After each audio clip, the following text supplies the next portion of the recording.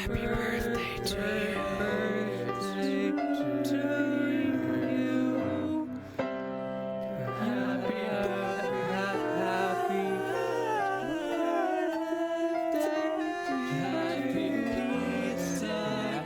What was her name again? Yo, who hired this pianist? Cha cha cha.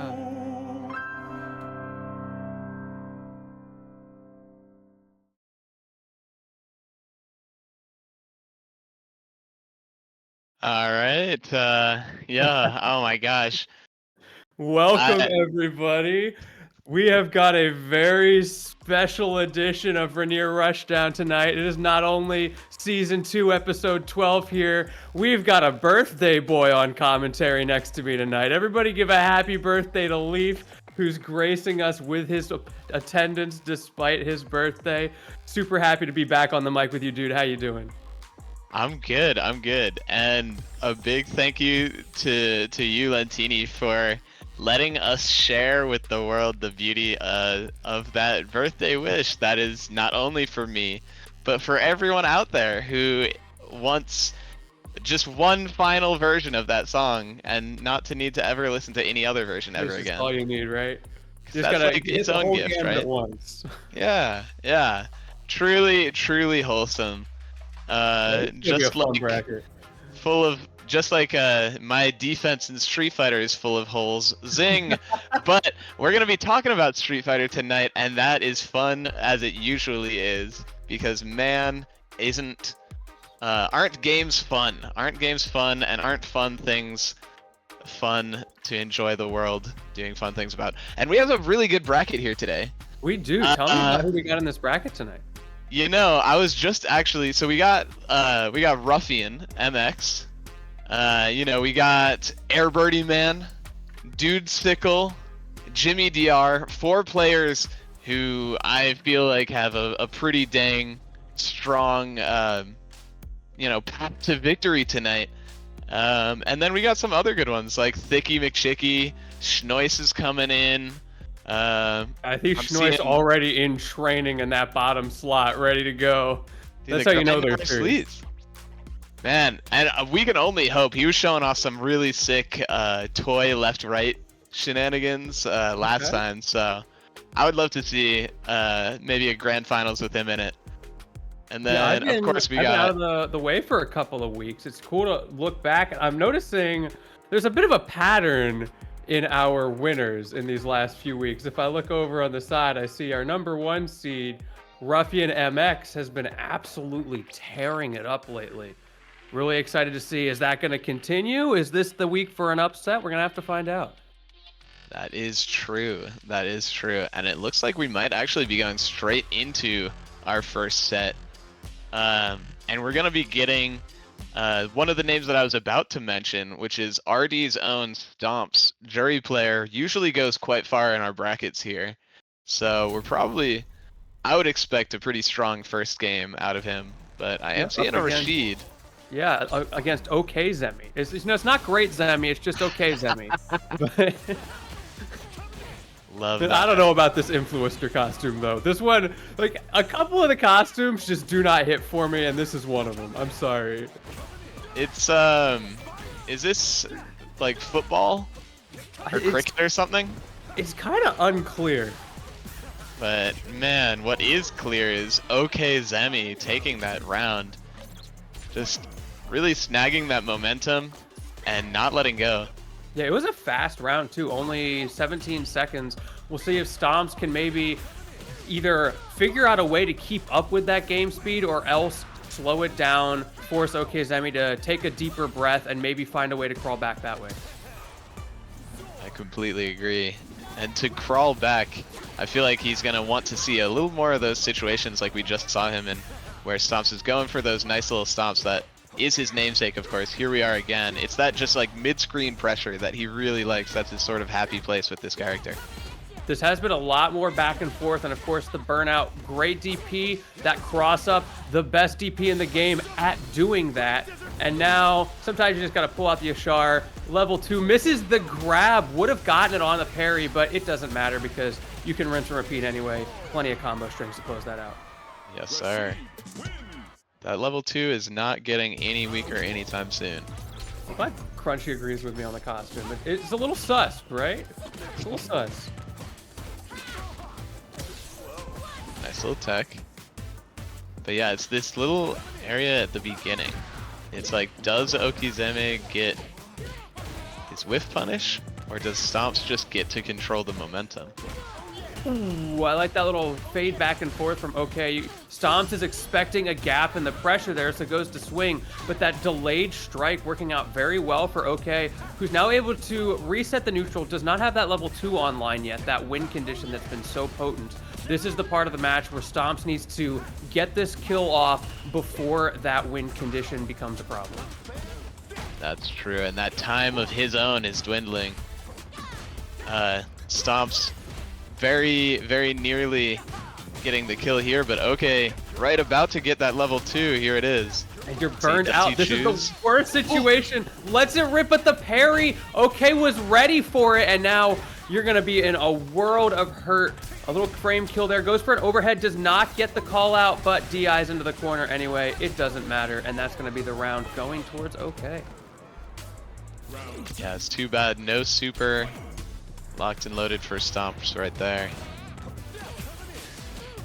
And OK, just ready with that drive rush cancel. The corner pressure beginning. But a nice DP from Stomps. Let him out of there. Stuck in the corner, and there's that level 2. Has the level 3 online, but prefers to use the level 2 for obvious reasons. Such a strong tool. I think that was a tech attempt there from Stomp that got caught out by that large hitbox of the level 2. It's a little bit deceptive if you're not careful. Throw tech might have kept you safe, but at the end, using that last bit of meter to close out with a beautiful cross up into the grab mix-up. Yeah, very, very clean play from Okizeme. I think this name might be a little bit misleading. Yeah, it was not just OK. I really liked the mix-ups as well when you were in those Oki scenarios, or even just resetting in the neutral, stuff like that cross-up into the landing grab, right? You don't need to pull that out, but it's a great mix-up option, and it worked really well to close it out because that's your fifth round, I think, of the match, and you haven't shown that yet. Right. Yeah, but I doubt that's the last we'll see of Stomps and OK both with the GGs in chats here. It's good to see that is all love. And definitely we can probably expect to see, if we're gonna see some early losers matches, we can probably expect to see some of him a little bit down the line. But if I'm not mistaken, our next match might be a fun one. Because I see queued for us might be Schnois and Old Crunchy. Could be either that or Isabella and Jewel Man. Oh, I think we you're might be right. getting both. Yeah, there's Jewel Man lining up. So I think they're going to be getting both of those matches. Side note, why is our stream runner talking about feet? What's going on over there? You all good in the chat? In the stream? Oh, give Jerry shoes. I wonder if there's like something in the Capcom art department, like a rule that's like, no, you can't give Jerry shoes. That's their money maker, you know? You can't take away the revenue like that. Yeah, she's got 10 money makers, as a matter of fact. What's she gonna wiggle on her round intro when it like zooms in on her foot before showing her full body, you know? I was thinking that the Stomps tag was the perfect tag for that last round for a jury player. Dude, I love it. Honestly, like, he's only continued to sell me on how earned, like, that is his name, even though, like, the move started as the character's move, you know what I mean? But here we go, Jewel Man. Yeah, you commentate the match. I have some important research to do.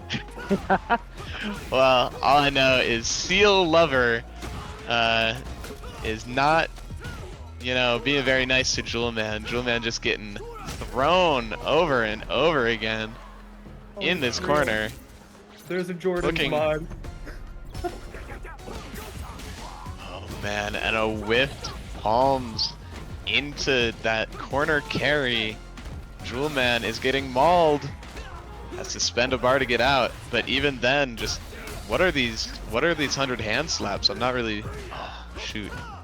Oh, that was, I think, a little bit of a flub there. The instant jump attack from Jewel Man put you in a really bad spot, and Seal Lover not going to kill there, but looking pretty poised. Plenty of resources to close this out if you just get one opening, and he does with the mid to the low mix-up.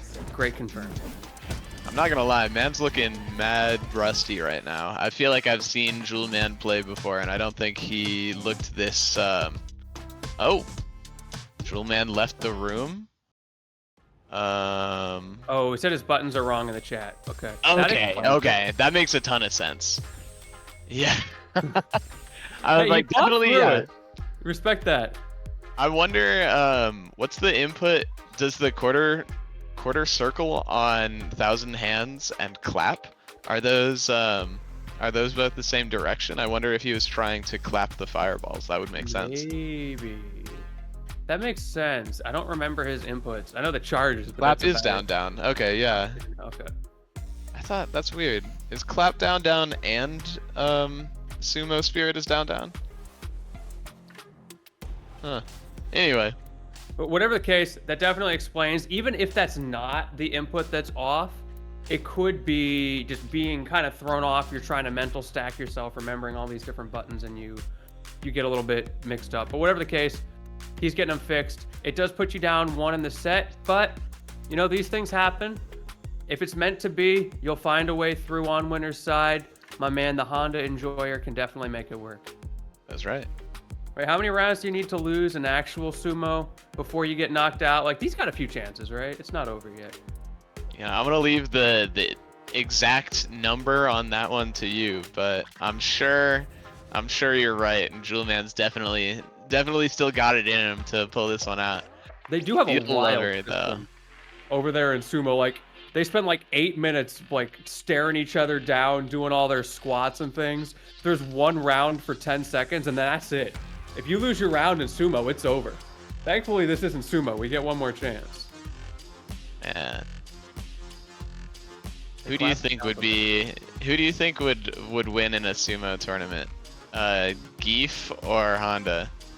I'm being serious, because in the lore, Honda's like not actually like a real legit sumo practitioner. That's really interesting. I feel like there is just a mass disparity here, because Honda is like normal sumo wrestler size. Geef is like 7 foot several. Yes. Dude Yes. is yoked. I don't think Honda can push him around. My man is so yoked that flexing his muscles makes him bulletproof canonically. Canonically, that is true. I think I might give it to Geef. Man, and I feel like anyone else, like Honda, just bodies. It's too bad. Oh, hey, we got Jewel Man in the room. We got a match. Looks like it might be queuing up, or did I get kicked for inactivity? No, we're queuing up. We're good. We're back. Maybe Abigail from Street Fighter 5. Right, yeah. Challenge here. Now I'm still on this, but you know what else is going on? Seal Lover with a quick opening in this round number 1. Not deterred by the correct buttons being online. Okay, we salute the stun out here. And the DI call out from Seal Lover. Great reaction. Okay, but we did see that signs of life in the reversal in the aggressive DI. The decisions being made appear to be like purely the intentional ones this time, which is definitely good to see. Yeah, for sure. We're not seeing just like random button mashing this time around. But Seal Lover is looking pretty equipped to handle it. Though as I say that, we get that classic Jewel Man mix. Am I going to go for the headbutt? Am I going to go for the overhead? And it's starting to wind the other way with the Oicho throw as well. The OD is going to kill. Yes, they're rotating those options is the name of the game. And Jewel Man is doing it. Ooh, nice air to air going to Jewel Man too. And you see all of a sudden after that huge round, Seal Lover is sort of hesitating. But here we go. I'm very impressed with that reaction from Jewel Man to throw out the jump heavy kick a little bit early, because usually when your opponent jumps and anti-airs you with a button, it's very hard to react in time. But Jewel Man was ready. Oh, big bet! Oh man, not a super. Oh no! Oh no, but got a weird hit! Another, the cross up, the great jump from Jewel Man into the level 3. It's gonna be that tight. kills, right? Because CA? I mean, he's burned out either way. Oh, that's true, and he has no super, so it's definitely like, no, that's not a chip in one head, but yeah, there we go. It's still checkmate. Definitely. Man, Seal Lover definitely caught just flailing in the last few seconds there. And Jewel Man able to really capitalize. Ooh, plus. Definitely one of those situations where Seal Lover thinks, oh, you're not going to expect me to DP twice in a row, right? But Jewel Man recognizing, nah, you're a Ken player, didn't want to take risks, right? It's risk reward more than it's calling out your opponent in some of those situations. And that did not work out in Seal Lover's favor. Man, Jewel Man's movement, by the way, is looking really good this round. The way he's just able to weave right in and out of Seal Lover's desired swinging points. And speaking of swinging, he's swinging Seal Lover around there. And we're going to the final round. Into the Oicho throw. I love that from Jewel Man. Once again, we're talking about mix-ups. That's the same mix-up that we saw at the beginning of the first, or the end of the first set, rather, that we saw on stream. When we do something funky into a random throw that you're not expecting. All right, and here comes the plus frames. Seal Lover, nice tech. That time he was ready for it. No Oicho throw that time. I think scared of the repercussions if he got it wrong. That gives Seal Lover an opportunity to walk him back just a little bit. We see Jewel Man charging that headbutt, got himself caught in the corner for it. Ooh, but caught is right, and now Man's getting thrown. How many will he take? That's plus. Overhead. Couple, and the cross up as well. That overhead not working out for Seal Lover. He wanted some guaranteed damage, but the downside was he had no true follow-ups. Seal Lover, however, with the cross up, able to get himself back into this, finds another crouch medium kick confirm, and able to take the round, staying alive. Yeah, really just calming down there. Seal Lover playing with a lot more control, it seems. And the parry, no punish though. Here comes Jewel Man's favorite Oki. There's the Orochi. Do we do another? Oh, the fake out. Oh, a little trade there. The headbutt, of course, going to come out because Honda, he can charge during that trade. Gives him a bit of an advantage. Seal Lover was ready for it. And this time, the DP does work in his favor, but the drive reversal from Jewel Man, another mix-up, and more empty jumps coming out, trying to bait things from Seal Lover, and it looks like he was successful. Seal Lover really just put it all on the line with that overhead. Of course, Jewel Man was getting hit all set, but that does not mean that overhead is a confirm. Seal Lover really just said, I am going to hit this overhead. But Jewel Man with the block and the appropriate punish, taking that set. It was really fun to see the way Jewel Man navigated the movement. You were talking about that with like a combination of the mix-up game as well as just getting more comfortable with the way you're maneuvering around your opponent. There was a lot of that trying to bait the empty jumps. I think some of it is just recognizing, oh, my opponent's swinging like a Ken player. So you start to balance that risk reward and you figure, well, if I can just hold out and survive long enough, they're going to get antsy. They're going to pull out those big, heavy hitting buttons. And if I guess right on it, which consistently did, you can get a big punish. Absolutely. Man, and speaking of big punishes, we got a character coming up here next that does some dang crazy damage output. And that is going to be piloted by none other than Shnois. I see he's going straight to Bison. No Blanca this time around. Against a Rainier Rushdown Classic, an OG favorite in Old Crunchy, bringing out his Guile this week. Yeah, we're gonna have to see how that ends up working out for him. I'm definitely excited for this matchup. Two charged characters. One of the few characters that can really threaten with projectiles against Bison. However, it does go both ways as you see Shnois actually powering through Crunchy's boom pressure, getting that mine planted and getting you stuck in the corner into those Twitter combos that we know so well.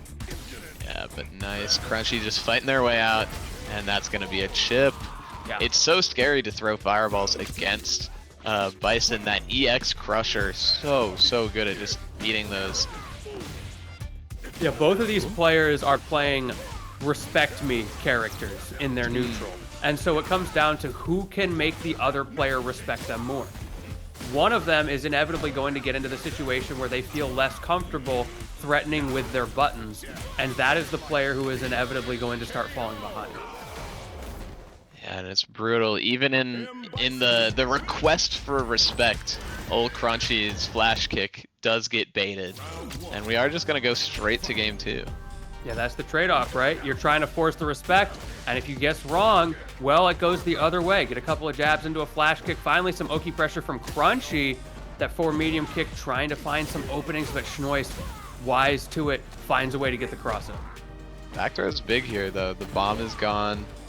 But, man, that hop is... Ooh, nice, DI. Just gonna go straight into super. Get a nice chunk of damage with that EX. But even then, the anti-air frames of the Psycho Crush are going to help out there. More empty hop base. Crunchy was trying to get Schneis to pull out that Psycho Crusher. Wasn't able to get it. Instead ends up burning himself out in a very bad scenario. And once again, that chip out coming out from the Bison Extraordinaire. Nice tech. Man, the EX Crusher is really the name of this set, it seems like, and Crunchy has not been able to set up a wall at all. I think a key aspect of that is how well Schneis has been managing the drive meter. There's a perfect parry, not able to get a hard punish off of it, but can at least get a throw, baiting, or predicting rather that Schneis is going to go for the block. Give me that double knee press, and back into the corner, rinse and repeat. That's interesting to see. I've never seen EX Crusher when somebody has a bomb on them. If they perfect parry, it doesn't remove the bomb, but it also doesn't activate the bomb. But anyway, Schnois with a nice pickup into that super is going to take game 2 pretty cleanly, and we'll be seeing him move on, and Crunchy moving down to the lower bracket. But man, bro's rocking the character well. It's gonna be hard to stop him. Yeah, that was very fast. That felt like game number 1, and all of a sudden we're just done. Schneis showing us that name stake is true. The Bison, massive damage in that corner pressure. Not a lot more to say about that. Just the double knee press, keeping you locked down, and then when you do get in, those mine setups were perfect. Did a fantastic job mixing in the overheads as well. Just so much to keep track of. Man, next up here we got one of the main shows, Ruffian MX, been just taking over this tournament series for the last couple months, really. I'm counting, I think 4 of the last like 6 have gone to Ruffian. And in his defense, one of the other ones was Chris CCH. A dude is on a tear right now. And we're gonna see some more of that blue Blanca, but Onyx, of course, no slouch themselves. Very, very strong Aki locally. We did immediately just see a key factor of this matchup that Ruffian is gonna have to be careful about. That slow-moving fireball that Aki has means that there are going to be long periods of time where just regular Blanca ball is not going to be a big threat. Ooh, and that, right? The ball is going to make him want to go for those rainbow balls, which are very, very punishable. But then the slide. Interesting little matchup here. It's nuance here. It's one of those things, it doesn't necessarily shut down Blanca, but it forces him to play a more nuanced game. He doesn't have free answers. Does go for the wake up OD Blanca ball, which is going to burn him out. Trying to hold forward to keep that offense going, and you can see why. Finds the kill. Beautiful coverage in that final moment of that tense round number 1. Yeah, it was hard to see what Onyx went for there. I wonder what their EX option at the end was. But the level 2 is going to trade with the Blanca ball. Crazy. And those are one of those situations where sometimes you don't know exactly how it's going to work out. You just have to let the cinematic do its thing. However, we do see a response from Onyx. Gets that poison online, but not able to get the snowball of pressure going. And another self-burnout from Ruffian there, trying to get into throw range to get that Oki pressure, and ends up paying for it with his life.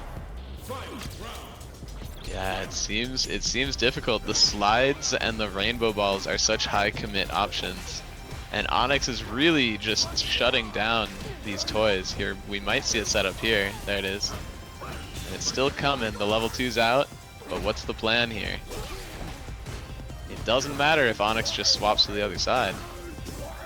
See, just blocked. Here's the Oh, well, pickup. never mind. This is And going that does- to put in a good spot to take this game. Onyx has an answer. If you can get that poison started, and you also have level 1 as a get off me invincible reversal, we'll see if that actually comes in as you see the little toy buddy come in for the mix up, and that is exactly what Ruffian needs. Man, so sneaky. I love it. He took the hit and the toy was still going and went for that little tick throw with the toy. We love Blanca-chan around here. We do. He's a funny little guy. I need to get one of those plushies. I looked them up once and they were way too expensive. I was like, ah, man. But now I'm back. I'm still thinking about it like, is it too expensive? I mean, the design itself is like something that you could get on Etsy for like twice the twice the quality and half the price sort of deal. That's true. Ooh. I just need to shop around. Huge read. Onyx putting Ruffian in burnout again, but huge whiff on the DI might actually lose them this round. We'll see.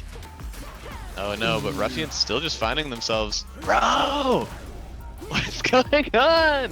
That looked like a tech attempt to me. I don't think Ruffian was expecting to actually get the throw there, but hey, we take those. And now Onyx managed to get that kill, but it was a little bit spicier than it needed to be. The empty jump going to be a bit too slow. Ruffian able to block. However, the snakebite command grab still going to come through in the end. Yeah, Spicy is absolutely right.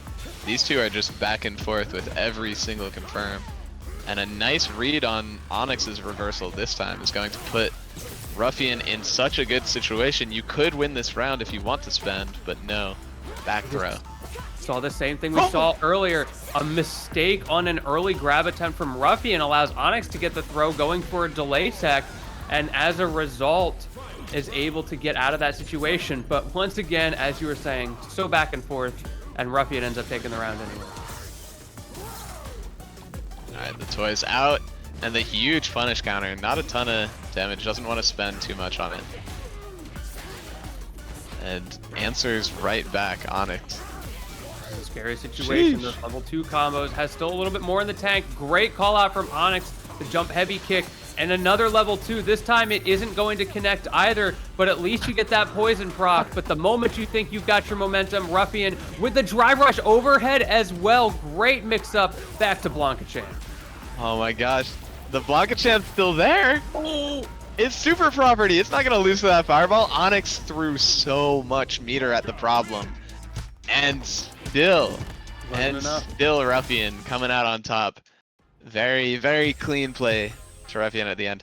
I mean, that's one of those, I feel like the individual rounds were so freaking close, but it still was 2-0, you know?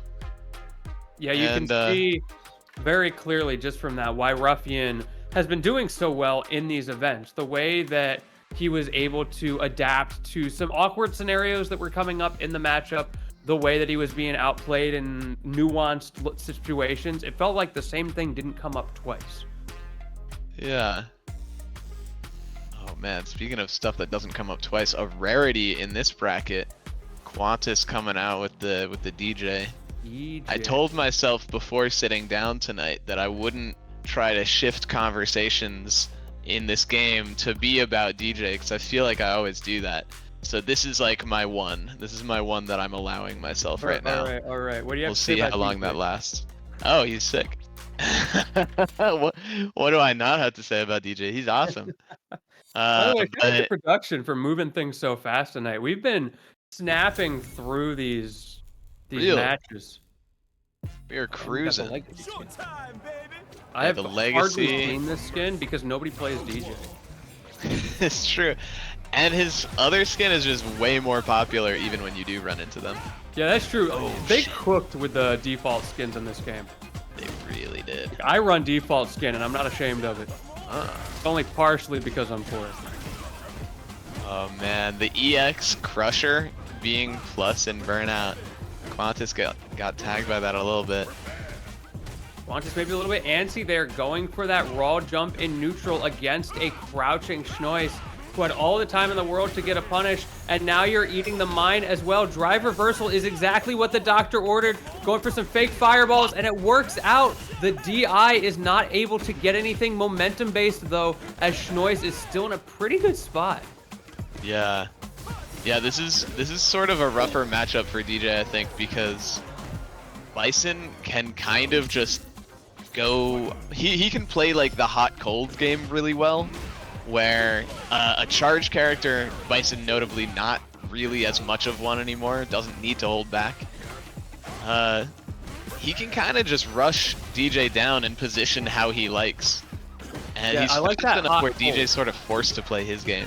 Ooh, but nice. The hot cold is a great way of mentioning it, because like you said, he can sort of force DJ to play his game pace, and when he's not playing that hot and in-your-face play style like what we're seeing right here, and we're in those situations where Qantas is trying to space with fireballs or something, Schnois is just sitting there and waiting. Yeah. And because that EX Crusher is the ever-looming threat, right? And you see it right here, not even EX, not even going through a fireball, but the chip was enough, and Schnois was able to take that game. It's only one, though. I will say it's looking pretty rough for Qantas, but Schnois he's shown his hand pretty well the way he's trying to play his level 1. Now the onus is on Qantas to figure out, how do I deal with that as a tricky character who has a lot of mix-ups, like what we just saw there? Where do I find the crack? Yeah, it's gonna require a little more. Here we go. That was A little more momentum, which Qantas does get a little bit here. Nice, keeping the corner with the flash kick. We're seeing those mix-ups being so tricky, and the jump as well, and a bit of a late jump, beautifully timed, but the drop, so unfortunate. That's an opportunity that you cannot give Schnois to get back into this. Not at all. And a burnout. And that's plus again, you need to respect it. Oh, the walk forward, Oh. brave. I love the delay timing, but it didn't work out. Trying so hard to bait something out, and Schnois is not falling for it. Not like this. No! Oh my god. I think that was the wrong attack. He wanted a cross-up hitbox, and he didn't get it, giving Schnois free reign to get offensive pressure off of that and steal away a round that should have been Qantas's but fell to the wayside because of a single misinput. And already, just like that, we're gonna go down about to 40% of our health remaining. Qantas is just hanging on a limb right here, and that's probably, no, not quite. Boom. Yeah. Okay, the flash kick. We do have signs of life. It's not, it's over. Ooh. It's over. Dang. You know, Qantas, TK Wavy stood up for one last offensive, and Schnois took the Right, DI and smacked him right back down. The pro tag arc is just over. Meanwhile, Schnois, he's playing the villain character. I guess it suits for the analogy. Doing a fantastic job of just rolling through this bracket so far, showing us not just right. what the character can do, but how well he can pilot that character, finding those big openings, finding the corner pressure to get that offensive train started. And I really would love to point out, I think that sets up a pretty choice winners quarter in our top 8 between now Ruffian and Schnois. Yes, that's going to be a good one.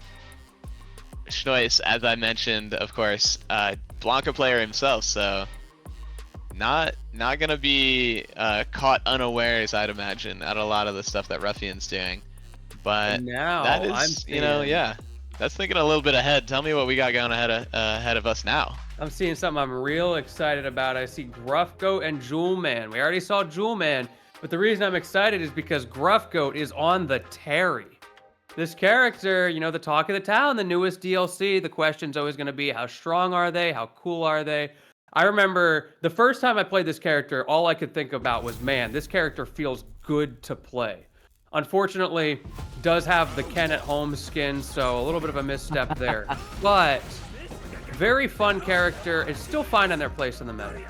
It's kind of funny. I feel like the Ken at home is such a funny way to put it, because I feel like Terry in the meta is kind of the Ken at home in the meta himself. Like, he's got all the tools, but they're just worse than Ken's. Like, yeah, I can see it. When this character was first coming out, though, everybody thought they were going to be top tier because you have Shoto pressure plus the crazy damage, especially on those level 2 combos.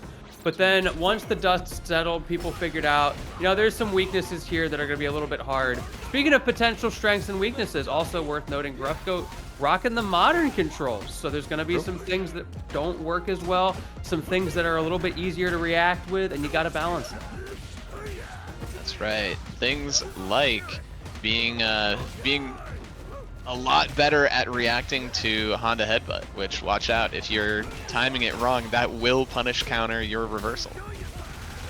Uh-oh. The hands online, though, and you can confirm off of that. Great stuff to Jewel Man to take game number 1 pretty quickly. Once again, most of these rounds, outside of like maybe the Bison rounds from Schnois, have been really fast tonight. Seriously. Yeah, I mean, bro, switching his buttons over, making a massive difference. Go figure. Gruffgoat, not aware about the plus frames or just challenging. Ooh, that's punishable. Nice EP. Well, there's those modern reactions right there. Just having a quick option like that. Doesn't matter where your fingers are. Just hit the button real quick. A get off me. It's not about the damage.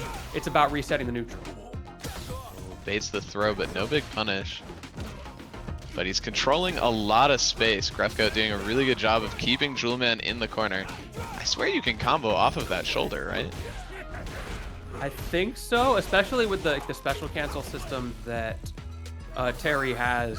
However, speaking of situations that we're in, not having the meter at all to cancel anything right now. Got to be so careful. Another quick reaction, but you're living on borrowed time. Great little poke out.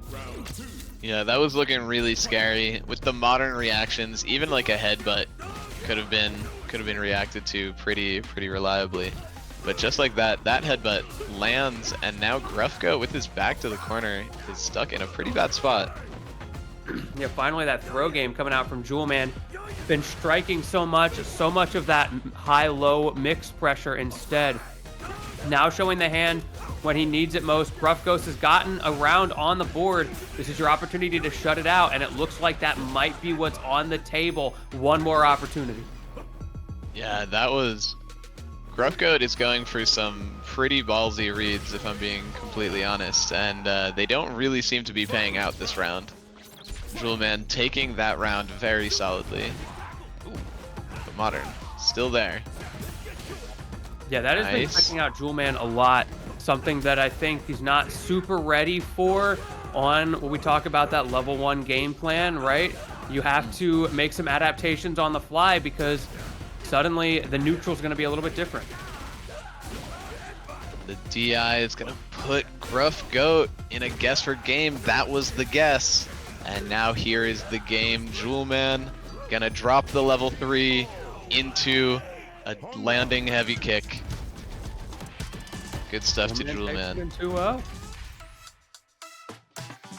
Yeah, so that means Jewelman moving on to top 8 winners as well. Yes, we're going to see if it's going to be Jimmy DR or OKZemi who's going to be covering that from the opposite side. But I think we got a minute there before that clears up. So in the meantime, let's talk a little bit about how people can get involved with this bracket, Leaf. That's a good question. Yeah, I mean, this is a great bracket, and we have some great resources. In fact, if you're watching today, we have one of my favorite resources personally. And it's right here in one of the corners of this screen where you can find a QR code. And there we go, Lentini's got me. Yeah, there we go. And y'all can scan that little didgeridoo and find your way into a server where you can join us every other week for these brackets. These brackets are, in fact, every 2 weeks. They are, in fact, free to enter. And there are, in fact, redemption brackets that play off stream after the main bracket for people who go 0-2 and I believe 1-2 if the bracket is big enough. So there's games to be played even like no matter what your skill level. You have no excuse. Get on in here. It's a great time. Yeah, and for those who are but wondering when the next one's going to be, that's going to be in 2 weeks, November 20th. So we got one more of these before y'all head home for Thanksgiving and see the family. You still got a chance to win that bracket or make that top 8 and tell them how good you are at Street Fighter. You know, sauce up the kids when they think they're nice with it. You know the vibes. You've done that, right, Lee? You gotta let them know. You gotta let them know. And Respect you your know elders. what you could also let them know is you could let people know about !Matcherino in chat, because we gotta let people know about these players. These players are out here grinding on a weekly or bi-weekly basis or whatever, and they deserve something, a little something. So we got them a little something, not a big something, a very little something, but it's something. Every little bit helps, especially for those who are aspiring to go a little bit further with this. Having a bit of income that comes out of it, you know, even just that little bit of a fund that they can start to put together to go to travel to an event or to get that new controller that they need because theirs is 8 years old and half the buttons don't work right. It makes a lot of a difference for certain people, so definitely support that if you'd like to. And while you're supporting things, there are so many events in the local scene here in the Pacific Northwest that you can come to yourselves on a regular basis. For example, one of our premier events in all of the Pacific Northwest, the Salon Bracket on Fridays. Tell me about that bracket, Lee. Oh, that is another hot one. That is yet another free to enter. This one is weekly. Every Friday you can come down and have a shot at winning some money. But this week is a little bit different. This week we have the quarterly, the Salon tournament of this period of the year. So you definitely got to come out. That is on Saturday. That is happening, I believe. I'm just going to say at 3, hedging my bets, assuming earlier in the day. It's probably at 4 though. And it's gonna be a great time. We already have, I think, 60 some people signed up, and you know, it's not too late. Registration is open until, I believe, tomorrow at midnight.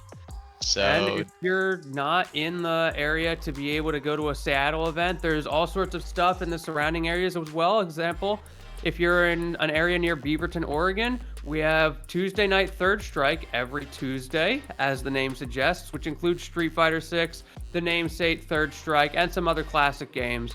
If you're in the Bellingham, Washington area, we've got Bellingham Beatdown on Sundays.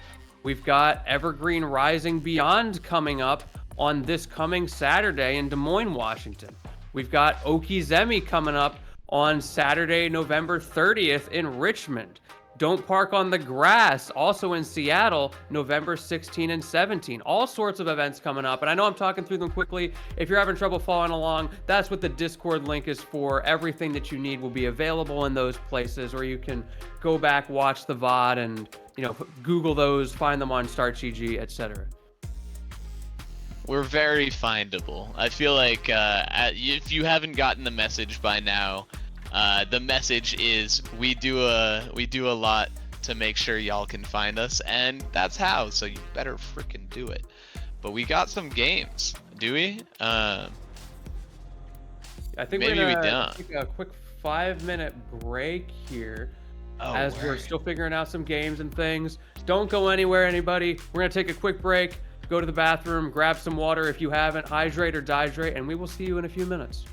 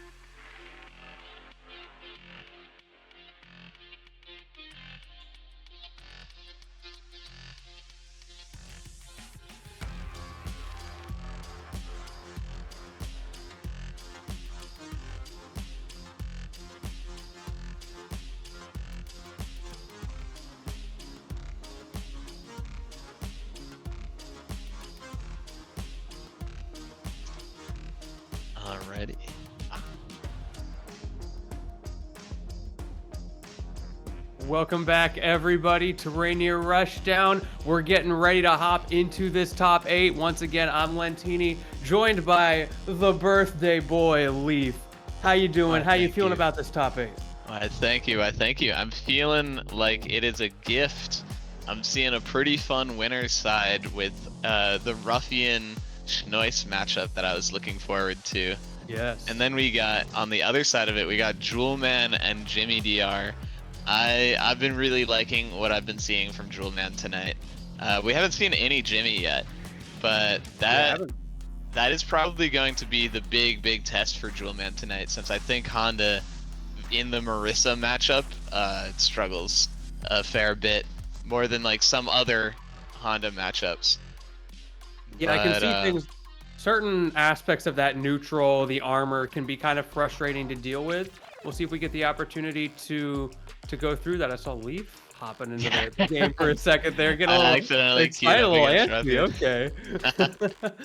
I was so ready for the Leaf DJ to come out for a second. I was like, okay, I was not aware of your game. Next week. Yeah, no, for my birthday, they actually seeded me into winner's quarters. It's just directly. Just straight there. 3 buys. Somehow I'll still end up in the redemption bracket. But anyway, it looks like we're going straight into Ruffian Schnois here. And Schnois is going to be immediately opting straight away for the Bison. No Blanca business this time. I would love to see the silly little Blanca ditto, but I can understand it.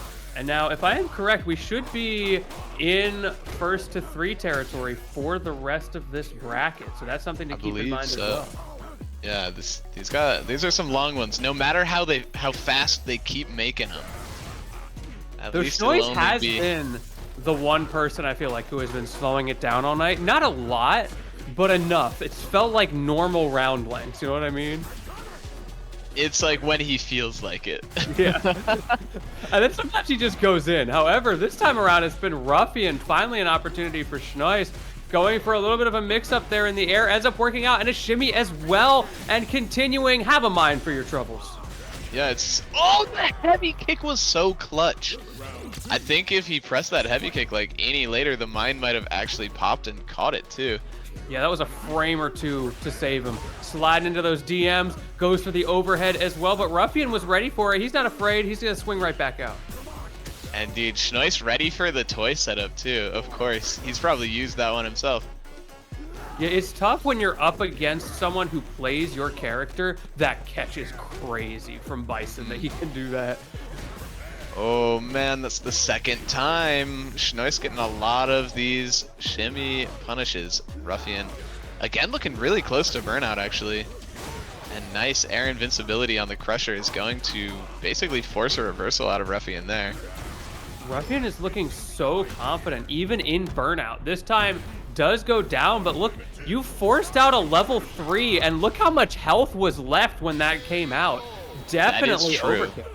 It's a very expensive anti-air right there. But it got the job done. Yeah, Schnois deciding that moving on is more beneficial, and we'll see as they're about to eat this level 2. It's a reset though. He's like, do you know this one though? Doubles down on the resets. That's a very rare mix-up. I can see why that worked there. And there's the weird Blanca-Chan cross-up as well. You were talking about those before the bracket even started. I'm glad we get to see them in practice. Right? But Schnois ready with another one of those Psycho Crushers. He just knows exactly where to go to make those Blanca balls, to make those advancing options much scarier for Ruffian to throw out. Ruffian is burned out every single round. It's only mattered the once. And now almost has another level 2. If you can survive just a tad longer, which it looks like you will, that's going to be very hard for Schnois to overcome. Oh, and there it is. Crouch heavy punch? Are we going to see it? No, the throw is teched. Ruffian playing really conservative. Doesn't want to throw it out all at once. Knows Schnois is ready. You gotta be careful. You are backing yourself into the corner. Crossed up. Great catch from Schnois on the walk forward. And now you've got that mine planted. Can you shut them down before the level 2 comes out? Psycho Crusher into the confirm. This is heavy damage. Big drop. Oh! That was very unexpected, but Schnois able to go for the little steal the corner DP bait. And Ruffian apparently willing to give it to him. Gonna give Schnois that first game, but man, what a scary drop at the end there, seriously. Ruffian had such an advantage going into the last few seconds of that round before he got cornered. So much more health, had that level 2 on lock, but Schnois was able to find the win condition, right? Once you get that bomb setup going, the damage output potential is so high if you can get the right read. Yeah, and man, we're just seeing that wall coming up again. Man, Schnois just stopping any sort of approach out of Ruffian. Like, part of what makes it so hard is that it's not just a stationary wall. The wall is forever slowly walking you down. Very like grappler-esque almost. It doesn't matter that this is a charge character. As you pointed out, not so much a charge character anymore. We don't even need double knee press. Forget that. We're just going straight in with this pressure. That's right. And Ruffian, looking like on his last legs of this game anyway, gets baited. And yeah, dude, Schnois is all up inside that noggin right now. This is looking pretty painful. Has all the reads. I think we have one more. Oh, we might have forgot to change the lobby settings. There we go. There we go. Okay, yeah. These guys seem to know. Nobody dropped out of the battle slot. Look, they're professionals. They've been in these top 8s time and time again. They're ready for their last game. Can Ruffian figure out what's going on in that head? Yeah, it's looking pretty scary though. Ruffian, it's almost like he's like turning to the Blanchet dolls as his like layer 1 of neutral. Like he's just he's like round start, backdash, toss out the toy, and just hope that that's the thing that'll cause the situation to work out. But it reads to me as a little bit of discomfort about like not necessarily having a confident game plan of what I'm looking for in neutral, and so you default to I'll just go for my tricky setup. It's just something to be distracting, if nothing else. And here he does get the parry thrown, and that is going to be a round right here. Ruffian not out of it yet. Now Schnois. Oh, bet you weren't ready for that though. This is the way Ruffian gets himself back into the game. Can you get the activation on the Blanchet? He can. It gets blocked. Throw break as well. Great defense once again from Schnois. Dude, low-key, I thought Ruffian was about to do the whiff the throw and then punish the tech whiff twice in a row on him. Yeah. The reversal in corner, that is huge. And so many grabs this game, whether it's the command grab or just a regular throw. Ruffian finding those openings. He's conditioned Schnois so well to not expect that. Yeah, and that's going to put 1 on the board for him. Ruffian not going down quietly. Such a great animation to finish that out. Very Street Fighter 6 with the stylized electricity there. They did such a good job with that whole aesthetic that they put into this game. Really leaning into it. Yeah. Oh man, and another very reserved round start by both players. Ruffian though gonna come out losing ground as Schnois pushes them to the corner. Okay, Ruffian does find a way out. I really liked the Blanchet into empty jump there, trying to bait Schnois out. The timing was off, but still, this is a sign once again that Ruffian has figured out a little bit of that inside out, what's going on inside that head, and this time around, it's Ruffian who is coming up all joy. Yeah, we see just the immediate change of pace the moment Ruffian got this life lead. Saying, I can be the Bison Wall too. Blanca can do it too. Both of these characters have those threats with those charge moves, such powerful options, and it happens again. Ruffian has the read on those approaches from Schnois, but just isn't able to get the spacing and the timing quite right. Nice up ball though. Yeah, you can see he's making it a lot harder for Schnois to really stick to him. It's in the reversals and in these big anti-airs that are preventing the psycho or the upside down flip, excuse me, to like get him in there. But now it's Ruffian in control. One more throw will cost... Oh, wow, mid-air cross-up. Yeah, that was a weird interaction, but if you're Schnois, you absolutely take those. Patience from both players. Schnois the one to pull the trigger, and the timing, once again, that time around gets the spacing correct and is finally able to get a hit on one of those callouts, but immediately, again, misses 2 in a row of the exact same thing. Yeah, but you see he's like really, really representing on a lot. He wants Schnois to perhaps be thinking twice about these Psycho Crushers in neutral. Just like that, Schnois with his back to the corner, but again, the cross-up out. High-low into shimmy. That's gonna hurt. The bomb has been planted. The bell has been rung. You might be dead. Not quite. It's still a rough scenario. Goes high. OD up ball, gonna do it. However, Ruffian's still stuck in the corner, going for all these jumps, trying to bait out the Psycho Crusher or something of the sort from Schnois. Not able to find it. Yeah, I mean, speak of the devil, baits out something, gets something baited out of his own, huh? Ruffian. Yeah, I mean, that's the problem. When you bait too much, sometimes you get baited.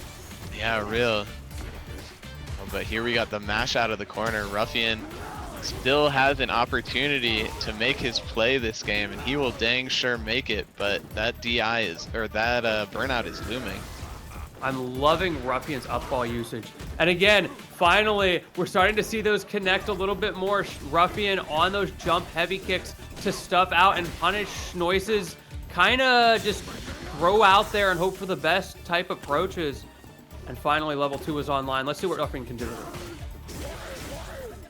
Here we go. Oh, big drop on both players' ends. And that's going to give Ruffian the opportunity to make this final round happen. This one's for all the marbles, folks.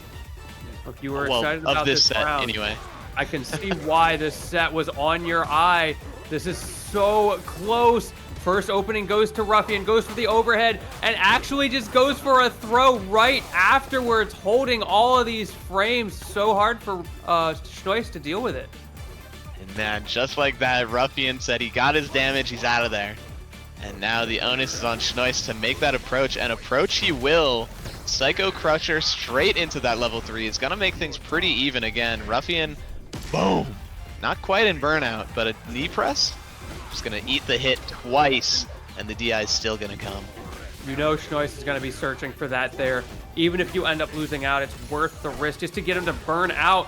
Is able to get that meter back just in time to get a level 2. This is the win condition. Ruffian needs to get this just right. Schnois' defense has been so strong all night, but is it enough to deal with this? Oh man, the doll is there, it's blocked. Okay, and just like that, the level 2 is gone. No player just yet sitting on a super. The level 1 is there on Ruffian's side, but he doesn't need an invincible up ball. Schnois losing the match. Ruffian is going to be the one moving on to winners finals. Wow. It looked like Schnois had that in the bag early in the set, but Ruffian going and taking that third opportunity, that game number 3, taking a deep breath, finding those openings and finding the positioning. I feel like that was such a big part of the defense, because Schnois spent the first 2 games just mashing Psycho Crusher, doing whatever he wanted, and it was kind of either going to hit and get him big damage and corner carry, or it was going to be safe. And finally, we saw Ruffian getting the spacing right on those jump heavy kicks, starting to punish it, and Schnois has to stop going for those, and that broke down so much of the neutral pressure that he was utilizing. Yeah, huge just any time, right? Like it's such a nice button to jump back with too. That jump roundhouse with Blanca, just big old diagonal log, just reaching all the way down to the ground. Yeah, and he's got some long buttons as well to follow up off of it. So he may not get, a full drive rush combo off of it, but he still does, 1,500, 2,000 damage. It's enough to add up that it's not worth just going for Psycho Crusher in neutral. That's right. But the tournament goes on. We're going to have to see more of Schnois as he makes his way through losers. But right now, we're going to see the other side of this winner's semis with Jewelman versus Jimmy DR. Again, the first we've seen of Jimmy DR tonight, but Jewelman has been looking pretty nice. We'll see if tonight is his night. We were talking about it earlier, how this matchup can be a little bit difficult for Honda. A little bit of a mistake there, though, from Jimmy, who got a read with the DI and ends up missing the punish. Those are the kinds of mistakes that are going to give Julman that one more opportunity to chip you out and to start stealing rounds. But man, it's already scary if Jimmy's thinking on that level with armor just about these headbutts, because if he starts doing scoot him, that's going to be even easier. Ooh, great tech timing. I'm guessing that was just a delay tech setup from Julman, because who's expecting to get thrown there? Alas. Julman taking that round. Ooh. With a nice little, ooh, duffed. Great safe spacing from both players in this early round. Even if you're not getting completely away scot-free, you're stopping the opponent from getting big punishes. Ooh, not quite ready for the punish there on the step kick. But both of these players playing like a pretty swingy neutral here on the ground. Jimmy finally forced... Right? Very boxy. Yeah. Uh-oh. Alright, one more throw. Throw range. Whoa, Superman. Armor through. That's an awkward situation to find yourself in. I'm also watching that drive gauge. Can Jimmy avoid the burnout? Can Julman force the burnout? Do you need to? It doesn't look like it. Low-key, it looked like Jimmy just like may have just stopped blocking for that last interaction or something. Julman, if he had the confirm off of that crouch light kick, definitely would have been able to confirm into that CA. And the CA came out anyway, so Julman taking that first game. A few mistakes there from Jimmy with the hit confirms, the drop combos, just not super clean in that game number one. So if I'm Jimmy, I'm not going to be too deterred by the loss there. You kind of just have to take a deep breath, reset. You know you have these confirms. It's just a matter of not letting tournament nerves get the best of you, or maybe being a little bit cold. Yo, I just gotta point out, yeah, Julman with like the EX waddle into just raw DI. Such an expensive way to win a DI war. But man, Jimmy's just playing like this, and you know, Julman's like, I guess I can play like this too. The EX waddle. It's what he does, dude. And he waddled away, waddle. Oh, it's scary pressure. What do? You get chipped out, or you just get... Ooh, oh no, but not the hit quite. does work. On a headbutt will kill, I think, on the chip. Yeah. Or a jump back light punch. You know, whatever gets the job done. Now, I feel like I've seen these two go at it like before a few times, and I don't feel like Jimmy's been as like wild.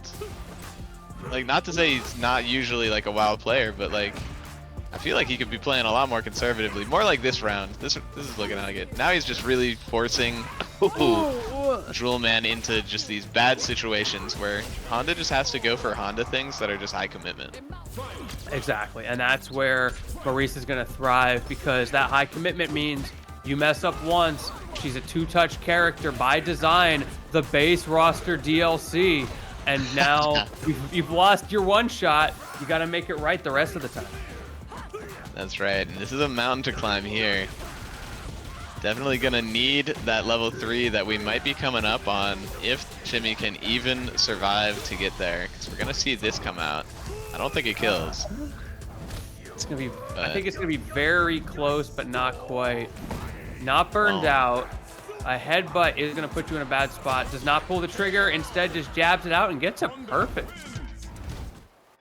Yeah, wow, very, very dominant round out of Julman there. I love the stagger on those jabs as well. Fuzzy mash, getting Gladius. Didn't touch the armor though, so didn't take as much damage as he could have. Ew! The long range though. Yeah, that hurt box hadn't quite pulled back yet.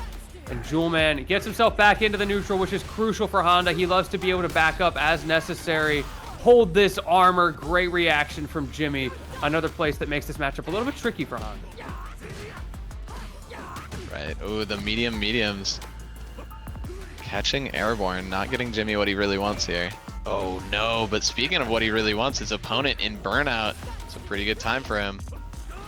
Uncharged Gladius being plus now is kind of nice. And now you can just, ooh, yowza, throw out the haymakers. The moment you think that you finally have an opportunity for a heavy button, right? She just presses one more, and it doesn't matter if she's minus, because she's got frame advantage in her heart. In her heart, that's right.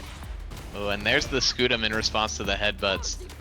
That is like the first thing I think of when I think of how bad this matchup is. Yeah, there's a few options that she has. But at the same time, like, we've been talking a lot about the things that make Marisa strong in this matchup. Honda definitely has his moments when he gets his offense started, when he gets in, right? That's the Honda classic. Marisa can absolutely struggle because, you know, you can't armor through a command throw. Yeah, one of the few non-invincible level 1s in the game. That Orochi is definitely going to eat that one for breakfast. But this is going to be a big chunk of damage. We are going to see the level 3 to close out this game. And Jimmy putting himself on the board with a fierceness. We're going 2-1. On the board, indeed. That looked a lot more comfortable. Sometimes you do just need to warm up. We talked about the drop combos in game number 1. Jimmy looking a lot more consistent now. With the Scudam mix-ups there, gonna get called out. Jewel Man just hitting buttons. Yeah, nice challenge. Those normals themselves, or those moves themselves, are not armored after the Scudam. Okay, so let's parry. Also recognize the scenario and doesn't go for a swing. Cross up, though, gonna keep you in check on that armor attempt. That's a good mix-up from Jewel Man, who recognized Jimmy is just doing that on reaction. I love Splash Oki into Splash catching people jumping, too. But Jimmy fighting his way out of the corner here. And Jewel Man about to hold a buttload. Nice tech. Buttload of plus frames. Don't scare him. Makes you think about it. The whole world just slows down for Marisa's patented hit stop combos. You just have to hope for the best. Just is that the sound of my gut exploding? Ouch. That thing looks like it hurts. Yo, but just taking that hit, Jimmy. Ooh. Yeah, one Scudam does not matter if you're in burnout. That armor is available. Jewel Man cannot afford to take it. Very well. One of the biggest strengths of Marisa, honestly, outside of her damage output, is the way she's able to use that armor. And clever players who can mix that up. It's such a simple tool, but it has so much ability to keep your opponent in check if they get a little bit too spammy. Speaking of too spammy, though, that DI is going to catch you out going the other way into that level 3. Definitely not going to kill this time. Yeah, big equalizer moment for Jewel Man, though. If he can continue this momentum, not get hit by level 3. Oh, nice read. All right, now he only needs really one more touch. Yeah, you're burned out. No super. Brother. Smack. You know, sometimes it's so bad it's good, right? Like, that's like the obvious, that's the gold super right there. Everybody supers there. So now you're gonna. I mean, it worked once. It worked. Right? It worked earlier this very set. Exactly. It feels like a terrible option, so you stop expecting it when you get to this level, and it's a valid mix-up. So it didn't work that time, but as you said, it worked earlier. You know, we never know. It may come up again. But right when you're in that situation, right now, if you're Jewel Man, what will you do? I mean, these two have, like, this round has been like the longest round to not be spent touching a corner so far. Like, neither of these players, both of these players are playing to make sure, of course, this first neutral exchange doesn't get lost. Jewel Man finding it here, though, and Jimmy gotta eat that headbutt.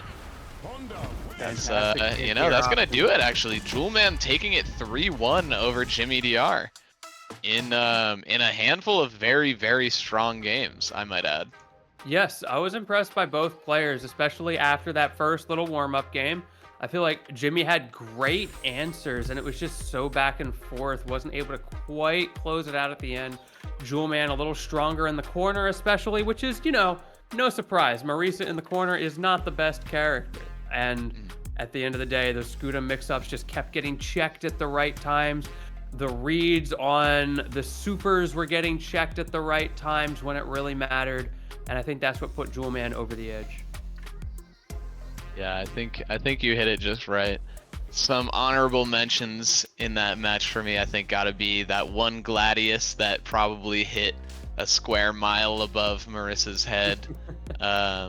It hit the both hits despite it not seeming to activate the armor. That is the condition to activate the 2 hits like that. Much like Honda, very cool. has got hands. Even the air has got hands, bro. I've been playing a bunch of Rivals of Ether this week. Those hitboxes are wild. Yeah. So at this point, I'm like, anything goes. Oh, you hit me from across the screen? Yeah, that checks out.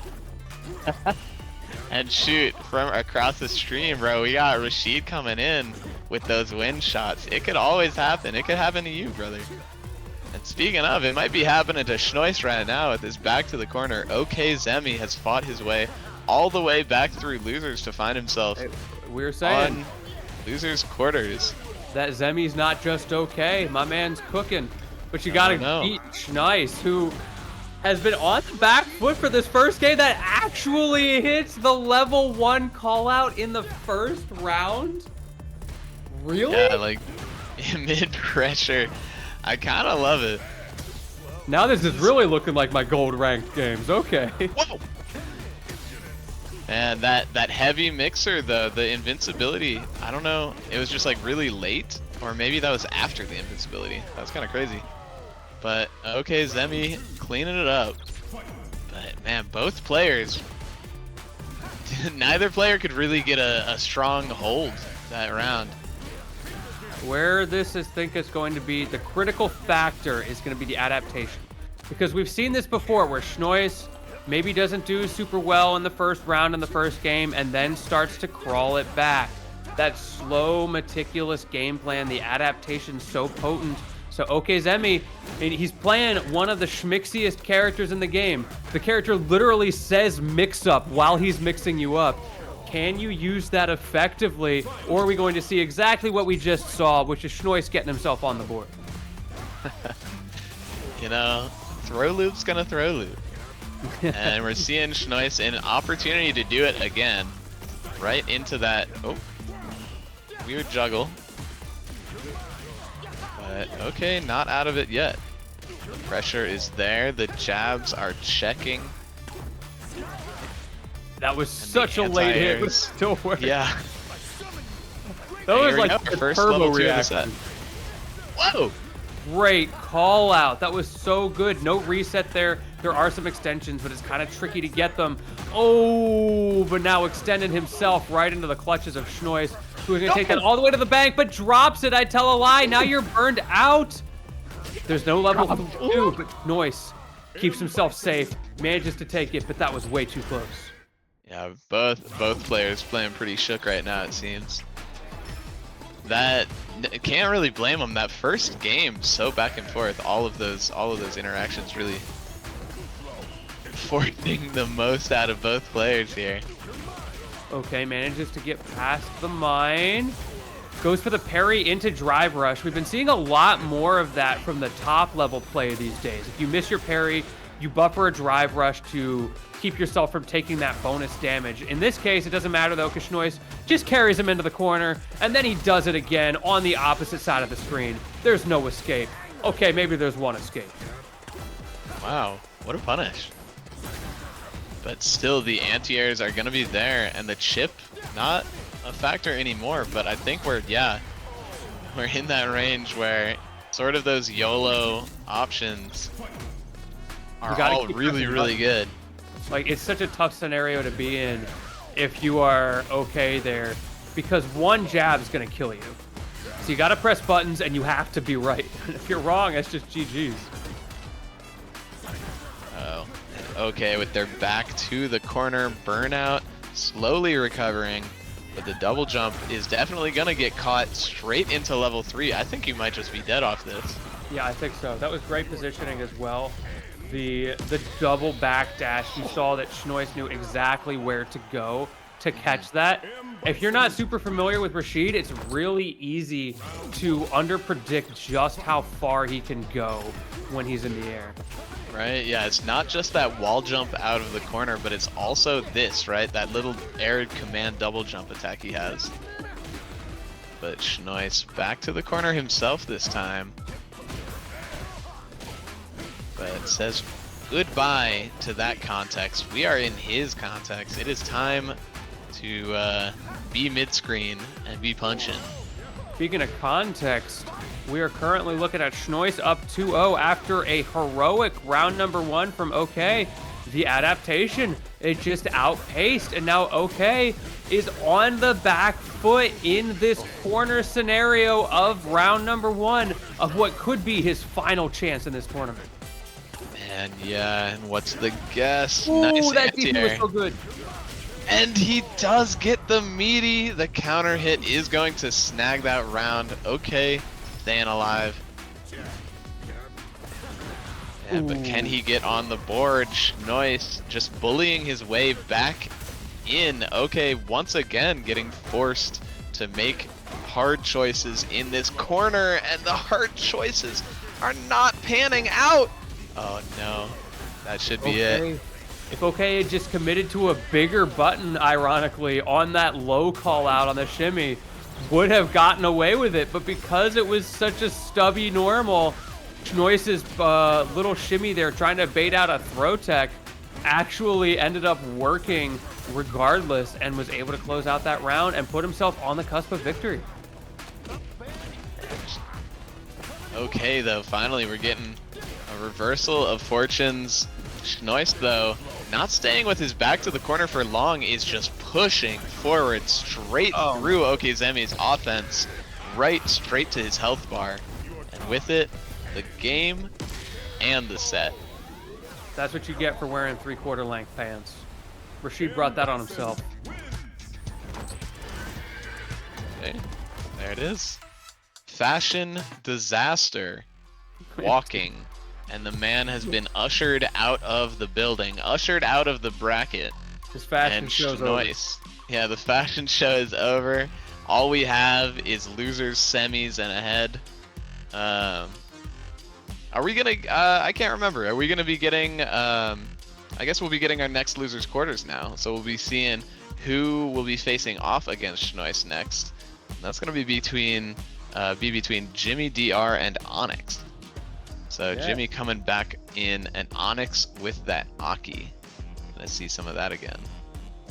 Yeah, I always love watching Aki. It's a very unique character. I love her design. Of course, I can fix her. I've been working on it. And speaking of fixing her, she's been so much stronger in the meta this season too, and it's fun to see like the routing that people can do with the character because it's so dependent on the game state. Do you have that poison up? What are your resources? A lot more active thinking in real time. It's not just, okay, I got this button, this is always going to be the combo I do, which I think is fun to watch.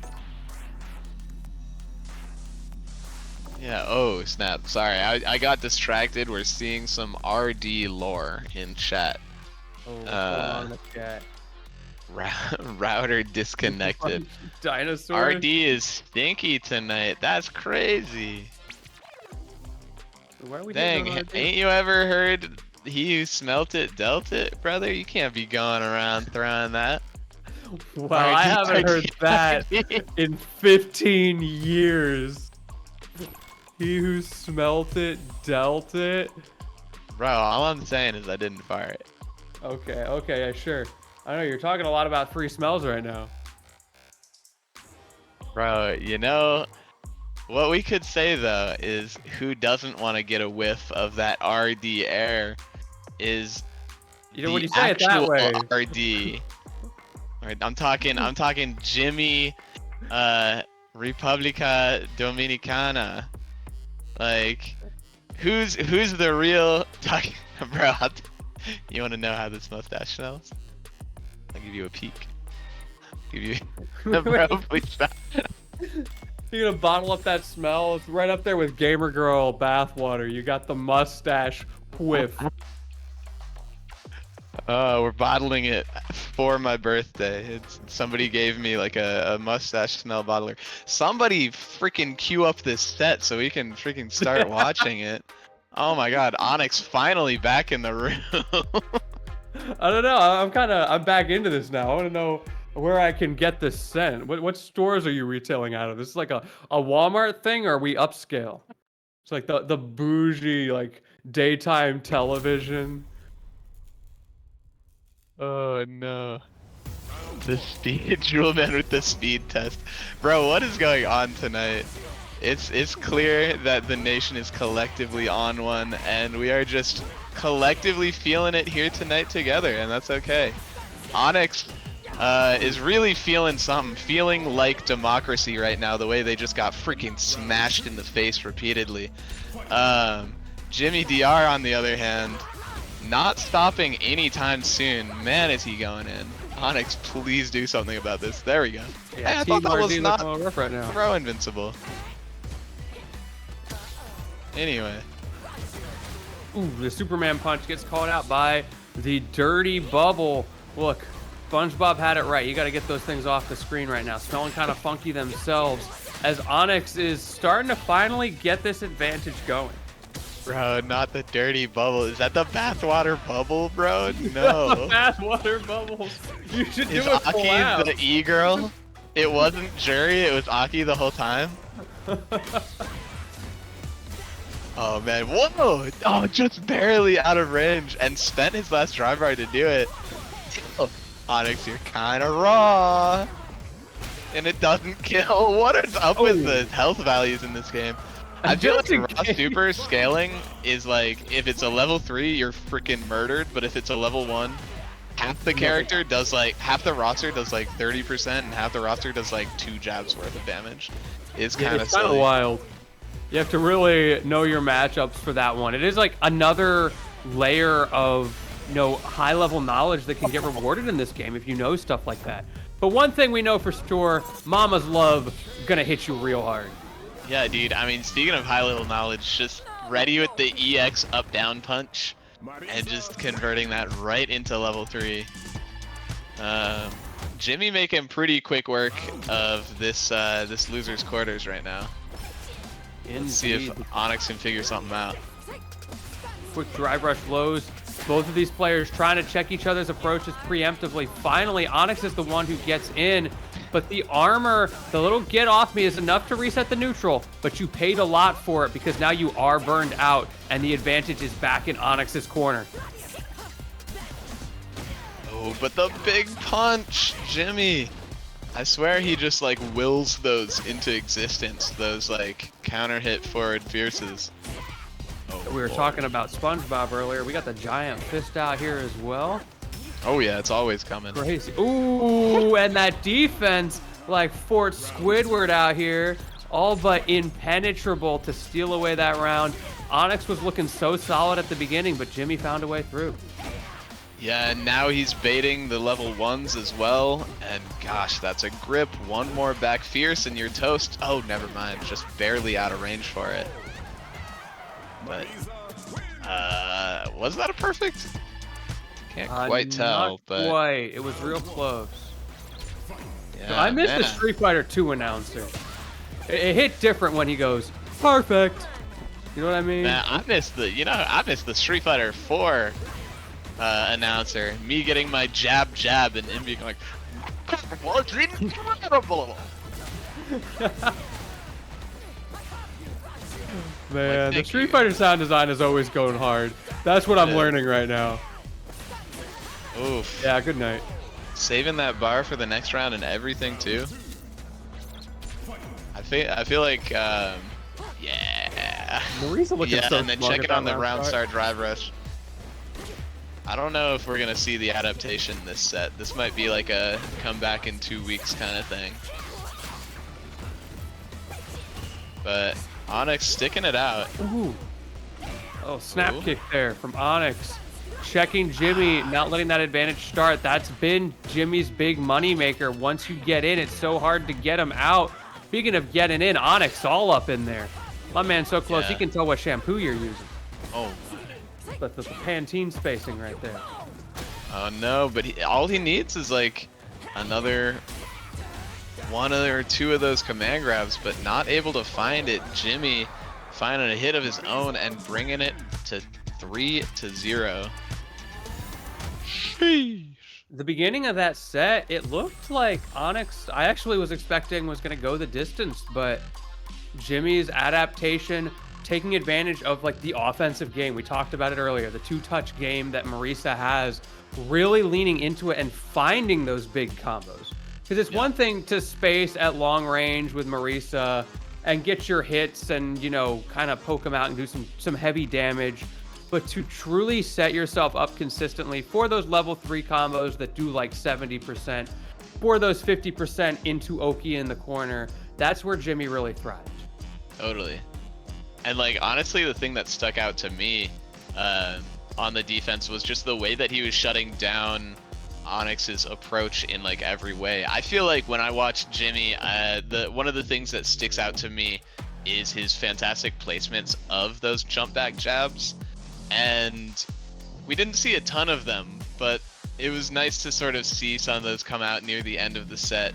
I feel like that was one of those like we were mentioning, the beginning of the set sort of felt like a bit of a warm-up thing. I feel like by the end of the set, I'm feeling pretty good about where Jimmy might be at mentally for the rest of this bracket. Yeah, and sometimes also it's not even about, you know, the hand warmers warm-ups. You could be spicy and ready to go, but your opponent plays in a way that you maybe haven't experienced today. Maybe the pacing's a little bit different from what you saw in your last match. So being able to have that deep breath of a round or two to get yourself in the flow of what's going on, it's really a crucial skill to be able to do that quickly. Absolutely. Yeah, it's the line is something about like everybody's got a plan until you get punched in the face. But man, these players are getting punched in the face constantly, but they're not leaving the ring. You gotta have a plan. But man, Ruffian getting away with whatever plan he wants until just now. Let's see if Jewelman can make this hit turn into the reversal of fortunes. Yo, he's going for it. Hit him with the chop and converting all the way. Goes into the safe jump there as well, making it so hard. Level 1 gets red. How did he know? How did he know? That's some Street Fighter V level full health comebacks right there. Jewelman, really impressive stuff. Yeah, I've definitely seen this movie before, but it's always nice to watch the rerun as Jewelman shows us why he's gotten so far. But the same thing's true of Ruffian. The two terrors of rank, the charged fiends, duking it out here. Only one can move forward. That was the punish counter too, because it didn't even armor. It just caught the whiff punish. That's crazy. Trying to go for the sneaky one to catch maybe Ruffian trying to dash in to activate that toy, it seemed. But Jewelman taking all this damage, and now all the damage here with this level 2.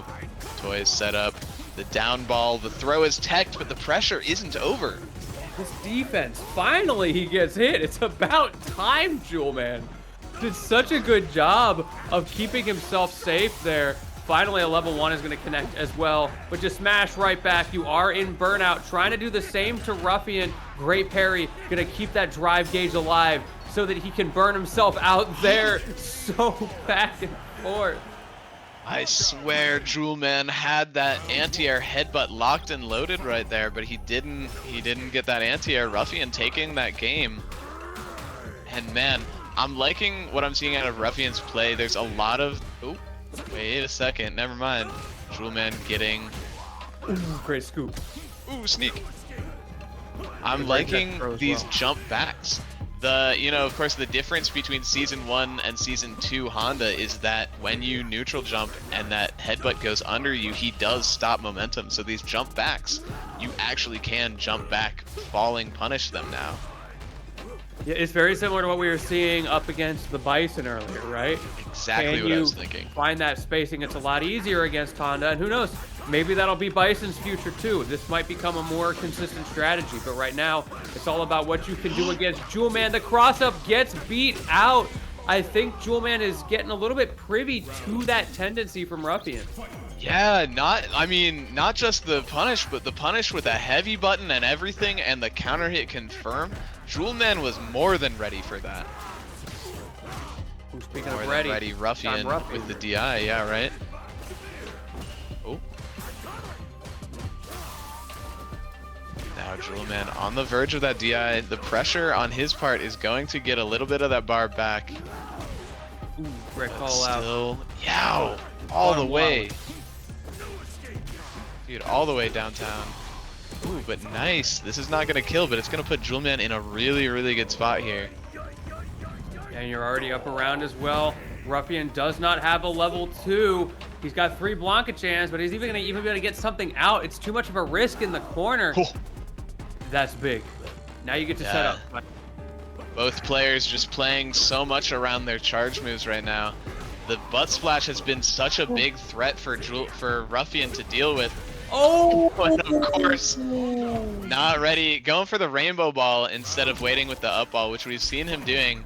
But of course, that's stopping you from moving, and Ruffian does not want to stay in one place for too long. Just barely gets flipped by it. This time around, we finally see that Blanca chain coming out, but it doesn't even get activated. Jewelman is able to stuff that out, knowing Ruffian's kind of pushing forward, trying to get his setup, and he's still just chilling over there being a little guy. I feel like that headbutt's kind of unhinged too, because that was like actually punishable. That was -4, not -3, and Ruffian did punish with a -4, or a 4-frame button. He was just slow. Oh, going for the strip, it looks like. And the up ball, ready with the nice delay, calling out the fact that it was going behind him. Ooh, he actually gets the catch there. It looked like it was going to be out of range, but he finds it, and importantly, he gets himself a little bit of advantage in the neutral, pushing into the corner, but great response from Ruffian on that DI. The burnout does not matter because you've got the confirms. That's right. I love that Blanca combo. Just crouch fierce into as many backflips as you can afford. Yeah, for real. Ooh. Both players swinging with their reversals this round right out the gate. Ruffian coming in with his own install. The big parry is going to allow Jewelman an opportunity out of this corner. We're back at mid. We're back with some nice Oki, and we're going to go for that command grab. Ratio throw sets himself up for success. You're also instilling in Ruffian. You see the throw tech attempt there. Not able to get a punish off of it, but still, it's adding that bit of mental stack. And again, these Blanca balls so good against the butt slam. And Ruffian there too. I love going for that DI, or not DI, the drive rush, raw drive rush into immediate DI. The catch them flinching DI, if you will. And definitely worked. Ruffian taking that next game. Gonna be making it, what is that, 2-1? I believe so. So yeah, on the cusp of victory there. Can Jewelman find the answers? Looked pretty good in game number 2, but now it's about game number 4. Once again, you're just getting hit by too many of those up balls. That's a big place that Jewelman needs to be able to mix up the pressure to stop being predictable in that way. Oh! And Jewelman with a massive commitment. Ruffian reacting to it easily, it looked like. And all of a sudden, Jewelman in a terrible, terrible position this round. Yeah, are we going to see some mix? What's the mix? What's going on? What is going on? The mix right here goes into that empty jump Man, there. grab. To activate the Blanca Chan. Of course, you're going to try to block that and an overhead for your trump. Man, hit at every angle but a cross up. Ruffian looking he really good right and sideways. on the verge of a win here.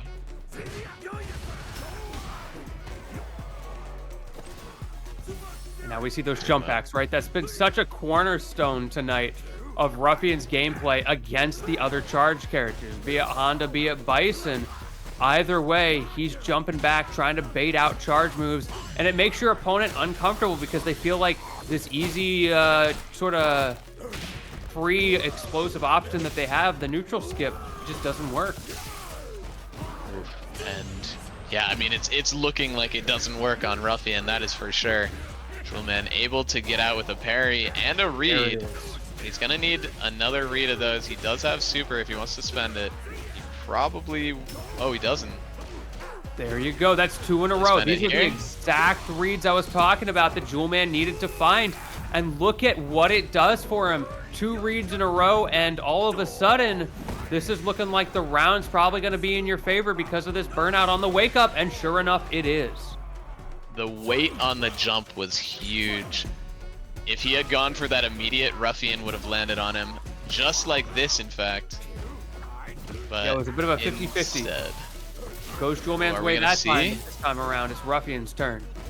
Oh no, just go for damage instead of the reset that time. I think also trying to make sure that he stays on the proper side of him. There were routes there that gets him a funky cross up and he accidentally corners himself, which is not what you want when half of your game plan hinges around shutting down that headbutt by jumping back. But man, we haven't seen any of those headbutts yet, and yet Jewelman really doing some good work to push the corner. In fact, pushing all the way back to the corner that he found himself in. Ooh, slightly off on the spacing. The burnout into level 2, and it doesn't matter. You're gonna have to just hold that L. Absolutely. Yeah, that was looking like Jewelman really working really hard, it felt like. Ruffian, I feel like, found a really good way to just make it really difficult for, or really painful, more like. It was super awkward for Jewelman to approach. Everything felt like it wasn't quite right. The timing, the spacing, and you were talking about how that Honda headbutt wasn't really coming out, and I think that that's just because the way that they were playing, Ruffian wasn't giving the opportunity for the headbutt, forcing different neutral options just inherently by the way he's jumping around. Yeah, absolutely. And just pestering him on block. I feel like despite the fact that, as we noticed, like, he kept burning out, like, Jewelman was living pretty low on drive meter himself. But that is behind us. We are now here for winners finals. Gonna see, oh wait, sorry. Losers semis, Schnois versus Jimmy DR. We've only got a few sets left in this. Jewelman is sitting pretty in losers finals, while Ruffian sits even prettier on grands. And the question will be, is it going to be Schnois or Jimmy DR who gets to challenge them for the throne? It was an early lead to Schnois and a burnout from Jimmy, but anything can happen. Low's not getting blocked, but a nice neutral jump. No convert. Oh, snap. Reaching I didn't think that was going to way up there. Me neither, right? It's those rival hitboxes we were talking about. Yeah, the devil's reverse. He just sticks his hand right out for you to smack, I guess. Oh, whoa, didn't hold the Gladius quite long enough. Gonna get hit by that scissors. Dash back, though, into the throwback. And now Schnois is in the corner. Bison doesn't have the best defense, but he finds the right defensive option, turning it around. Both of these characters, heavy hitters with low defense. Of course, there's been some discussion about Marisa's purpose in the meta when a character like Bison exists. But this is an opportunity for Jimmy to prove that this character's still got it. And he's really forcing his way in. These charge fierces, the forward fierces, now the step kick. Really just enforcing this space. And Schnois is just running out of screen space. He's getting really, really close. Oh, nice. Wow, that devil's reverse hit in a very strange way. So many great call-outs from Jimmy to keep this round going. Schnois was in a pretty good spot, and now all of a sudden, you are on the verge of defeat. Do you press a button? Yes, you do. Right at the end of that burnout. Got a little bit antsy. If you could have just waited a split second longer, it might have all been okay. And yeah, rough. And that's the sort of like pressure that Jimmy puts on, is that like time to make a decision, and then like the moment you think you have to make a split decision, he's like forcing you to make it, but he's already waited for you to do it and has a plan. And yeah, man, like he has a plan here. Schnois just sort of stuck in the corner, and Jimmy getting a lot of damage. Do we see level 1? Boom, we do. It's a cool combo. I like crouch fierce juggles. Yeah, it's a little fun. And then I feel like the level 1 it's a really flashy way to end as well. It's such an over-the-top, heavy swing of that arm. Very visceral.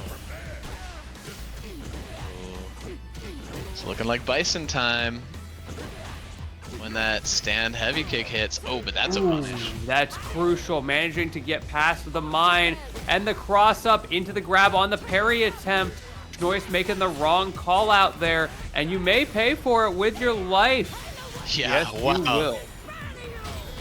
Man, just like that, Schnois loses momentum for like 1 second. Jimmy gets 2 hits, and you're dead. Yeah, you don't even have time to adapt. But speaking of that adaptation, that's what we keep talking about. That's where Schnois tended to thrive. But instead, we're seeing a character counter pick. Schnois pulling out Blanca. Yeah, I wonder specifically what it is. I could imagine maybe like I feel like Bison's low presence is better. And so maybe breaking the armor is better with Bison, but I'm wondering if maybe like he's feeling perhaps more mobile. The hops, the rainbow balls. The way I respect Jimmy DR opening this round just like the last. And he's gonna get the not quite 2-touch into DI reset for a perfect. Wow. Yeah, it's more like a 2 and a good luck, right? Like technically it's not a 2-touch, but the way you're playing here, you're still an Oki in the corner. Man, very difficult situation. Schnois already taking 2 hits, but it's so important to not fall apart here. But man, are we going to see yet another level 2? It's not gonna kill, but with that damage, it's the 2 and a good luck. Oh my god! And unfortunately, your luck ran out. Dude, reaction Gladius to the EX too, the EX ball, and man, that was crazy. Brutal. That was brutal. So I mean, fast. Technically not a perfect on that last round. Yeah, put a little asterisk next to it. Not a perfect, but it was real close. Yeah. And shoot, I guess with that we just move on. Yeah, we're just gonna keep going. Absolutely. Losers finals, or winners finals. Sorry, losers finals. We're here now. Jimmy DR versus Jewelman, making it all the way back. Jewelman, we're gonna see if we can get the second upset tonight. Jimmy, we can see if he can get the revenge. We're starting to see that hoppy gameplay. The rabbits are out and vicious tonight. Now I'm curious to see, what is Jimmy's reaction going to be to the presence of headbutt and butt slam? We've seen different measures tonight. This time a reaction jump light punch there. Kind of interesting. Oh, where are you going? Man, Jewelman doing a really good job early in that round, but Jimmy just able to sort of steal the pace right back with those good defensive decisions. That's kind of been the name of the game for Jimmy. Not just stealing this pace, but once he does get it, he's in the driver's seat for the rest of that round. You're living in his world. Oh man, and his world is looking like a great place to be if you're a Jimmy fan. Until just now, actually. Because if you can get another one of those Gladius... Hey. Ooh. Uh-oh, back throw. And the burnout as well, but the reaction! Jewelman knew he was churning that butter, sent him into the ring of fire, and that's a critical art. So much damage. I am actually kind of shook. I thought that was going to kill. It was real close, just barely not over the edge. That 5,000 damage, and taking a gamble. Jimmy spending 3 bars on a risky read and paying for it. Yeah, that was a really strange decision. I wonder if he thought he was gonna get like chipped there, and Jewelman just came out of burnout sooner than expected. Yeah, that would make sense. You do get a lot of chip on those supers. Unfortunate for Jimmy, who is now gonna lose a lot of momentum off of that. Does get the early damage, tries to armor through, but speaking of armor, Jules has a little bit more. and now these supers coming out as well. So dynamic this round. Dude, yeah, Jewel is going off. Holy crap. He found the rhythm that he wanted, and sheesh. I didn't know sumo wrestlers could schmoove like that. I mean, it's the EX Waddle, brother. I'm telling you, the stuff that he's doing off of it is really good too. He just like, he steals that screen space and then reacts to like whatever Jimmy's been doing, and it's usually been the right choice. Uh-oh. Taking advantage of the cross up. Speaking of taking advantage, Jimmy taking advantage of this parry. I don't care how scaled I am. I'm taking you into the corner. Reset with a little bit of an unfortunate drop. And again, the cross ups from Jewelman are paying dividends. Not a lot of damage, but you're stuck in the corner. Reads the Scootum. But once again, Jimmy finds a way out. How does he keep finding these escape options? Oh, man. And that throw must have been like the last pixel too. That was mad close. But Jimmy, you know, is used to this. Wants to get on the board himself too. I like that low there. Jimmy has been just opting to not press a button in those scenarios, and I think Jewelman was expecting the same again. Mix it up, make it 2 in a row, make him guess on that high-low. Beautiful option selection there from Jimmy, but Jewelman, the one who finds his way through now with an Oisho throw on top of that, gets jabbed out of the headbutt. They are scrapping. Bro did double dash fierce in neutral. He's cooking. What is he cooking? Ah! Ooh, Oh my god. Dude, Jewelman is out for blood. I don't know what's going on, but he is just choosing violence in the last couple of interactions, and he definitely threw that whole round away because of it. Wow. Both players, I feel like, losing games kind of off the back of getting a little bit antsy. It wasn't the final round in this situation, in the previous situation for Jimmy with that level 3 utilization, but still, it spelled the beginning of the end. Right. Oh, and a big jump in. Jewelman gonna take a ton of damage, and Jimmy with a crap load. Oh, wait. Yeah, you're just dead. You're just dead. Bop, bop, the scaling. bop. Oh, no, he went for... Oh. He tried to end it without the level 1. And it was barely not enough. Honestly, it's not perfect anyway. Even if you know that you're not going to get the kill there, I feel like trying not to burn the level 1 makes sense, because you've got literally a full health bar and they're in jab range. Yeah, 100% agree. Ooh. Hit him with a roundhouse. Yeah, and just slap them off you. It's honestly not that bad of an option, because like that's a resource that they just burnt to do hands-on block. Like, yes. Make them feel the pain of spending it.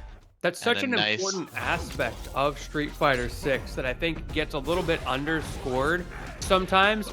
Getting your opponent to burn through meter, especially in matchups like this where it's so easy for you to use your tools to steal away bits of drive gauge. Great mix up there. The mind games from Jimmy, keeping himself safe. Yeah, but man, Jewelman working on his own perfect. Wow, yeah, just the sequence of, I don't know, I'll be honest, I was kind of looking away. But here we got, we're going in with this next round. Jewelman being forced to the corner here. Ooh, and that nice karate chop. The beefy karate chops. Jewelman on the back of a perfect, trying to even up this set. He wants to go to a game 5. They're fidgeting, they're bobbing, they're weaving. They're wiggling at full screen.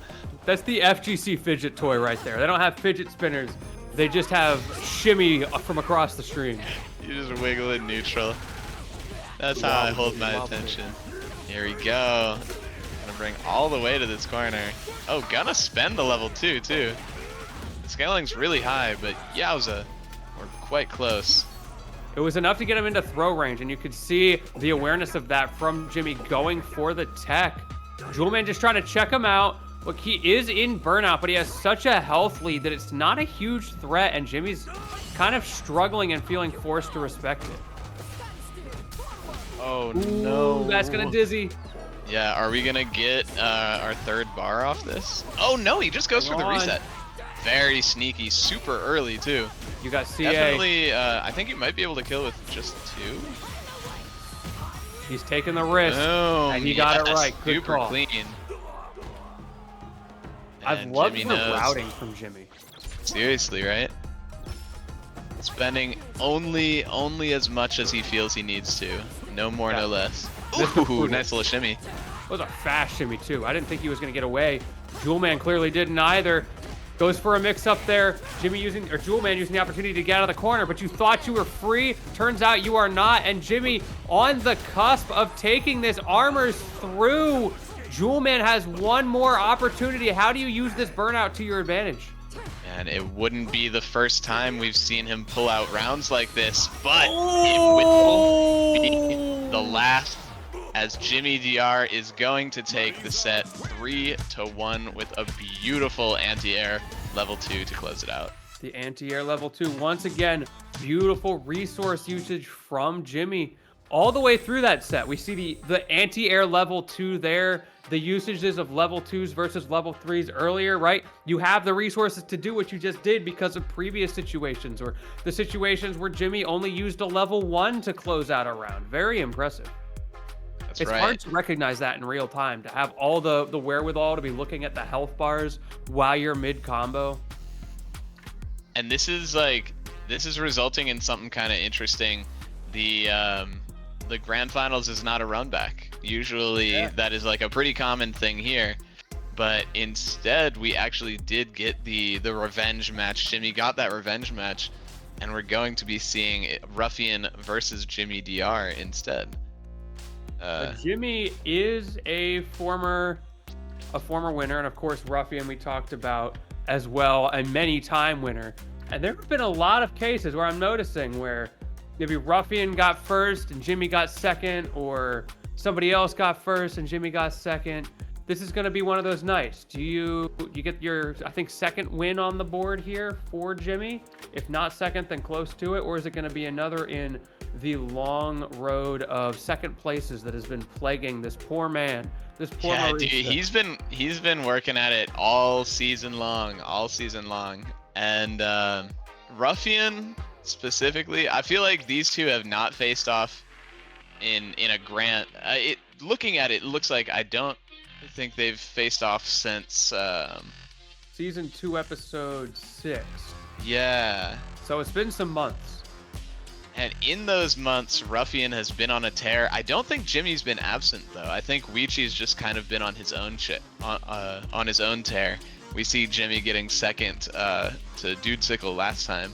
So the stage is absolutely set for a long time coming second victory for Jimmy DR. But honestly, the stage is set for a 5-peat, which is pretty hype in its own right. We might By get the it. way, We y'all, might get it. if anybody wants to support these players, we mentioned it once earlier, I'll mention it again. Hit that Matcherino up. Just any little bit can really make a difference for these players as they're trying to build up the funds to travel to things. If it's something as simple as the Salon Quarterly, or they're trying to go to the cross the country, they want to go to CEO, they want to go to EVO next year. These are the kinds of bits of fundraising that can help them make that possible. So if you like the tournament, definitely support. It means a lot. Absolutely. And those events, are good for more than just helping these guys get paid. It's good for you too, Always remember to come out, check that Discord, check that QR code. Yes. And enter in 2 weeks. You mentioned the Salon. I'm just gonna plug the Salon Quarterly this Saturday, the 9th. It's gonna be sick. It's not too late to sign up. And it's not too late to sign up. So freaking do it the moment this set ends. But right now, we got some gaming to do. Jimmy DR and Ruffian going right in. Man, they are. Going in is the right turn. Both of these players coming out swinging. Not a second has gone by that there hasn't been a button being pressed. This is no Nooch November indeed. Bro, they're like, I've been playing against Bisons and Hondas all bracket, I just want to go in against somebody that doesn't have an anti-air back forward option. Wait. Wait.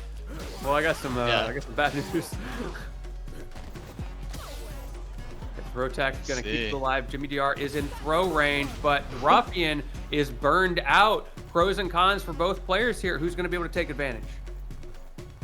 Dude, Blanca's burnout. It's so silly. Oh, yeah, I love it. Like, his arms get so tired. Yeah, they're big. They're big, right? He's like a kid who's like exaggerating how tired he is. I can't even lift my arms. Oh, nice reversal. But Ruffian ready to catch the dash. Or Jimmy ready to catch the dash. Gonna throw Ruffian into this corner. Gonna give him this history lesson. And sitting on a nice amount of drive. Oh, but there goes a lot of it. Suddenly Ruffian's sitting a lot safer. Ruffian burns out a lot. We've been seeing that through the whole bracket. And does a good job of playing around it. Just walk up and grab. Yeah, if you're like on that level like he is, it's really not the worst play in the world, right? Because that just means you have that nice reversal shouting at the ground. It kind of just means those interactions was great. Yeah. I can't believe how long Jimmy held out in that Scootum, knowing Ruffian was going to press eventually at that last possible frame when you think it's over. He gets the armor out, and Ruffian just answers right back like, well, now I know you're swinging. Throws out the level 1 and steals away the round. Ooh. And slowing things down as the drive meters approach that timer. But Ruffian knowing that that's the time to go for those throws. With the tips of the toes there, trying to space out, and for good reason with how little health you have. Ruffian looking pretty comfortable. He's not overextending, and you can see why. The moment he does something even slightly unsafe, there goes half your health bar and a reset. Takes the gamble, does it twice, ends up working out. Both players burned out. Ruffian definitely could have gotten for some chip there. Unfortunately, now he can't. Just a little bit extra health, not going to be worth it. Oh man, and you see Ruffian, oh my gosh. Ruffian's reactions are crazy. You saw him just buffering that super, but shoot, ready with the jump as soon as he saw the super flash of Ruffian's. Holy. That's a tough situation to be in if you're Ruffian. Had all the momentum, took a gamble on a risky level 1. I was talking about it. Once he was no longer in chip range for something like an OD Blanca ball, which he could have just pulled out on the Oki, he had to take a gamble, and Jimmy made him. It took the whole game for him. Man, it's looking like he's riding that momentum into perhaps a second one here. He wants a reset. That heavy kick catching the drive rush, interesting. But Jimmy continuing to sort of enforce this space being where they're going to be fighting on the screen. Let's see, nice little punish. Oh, gets it airborne actually. And the roundhouse. Ruffian doing such a good job of checking these drive rushes in with it. Now we're seeing that mix-up game coming out. Add that mental load to Ruffian. Ruffian doesn't want anything to do with it. He's going to add a little more than that mental load. The electricity, but the level 2s keep hitting from Jimmy. Get him checked into the corner and check him into the hospital while you're at it. And Jimmy going up 2-0. Man, it's hard to hate Ruffian for making that call. Cause like when somebody's buffering so freaking obviously, sometimes you just want to check how real it is. But man, Jimmy's showing that it's pretty dang real. The jump backs are coming out. Jump back roundhouses. I wonder what he's looking for there. Maybe the Superman punch. It's hard to say. There's always those wild approach options, but honestly, I haven't been seeing a lot of that kind of game plan come out from Jimmy. He's got a lot of different options, so it could just be fishing for something and seeing if it's going to work out. Yeah, right. Maybe just like looking to see if he can just like sneak in a down ball. We've seen him go for like down balls as an option to stop drive rush a couple times now.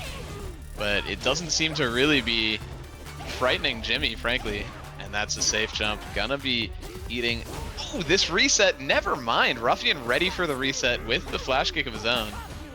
Gets punished for another jump heavy kick. This time it was a neutral jump heavy kick, but still showing that hand. But one thing that he's been really good about mixing up is these reversals.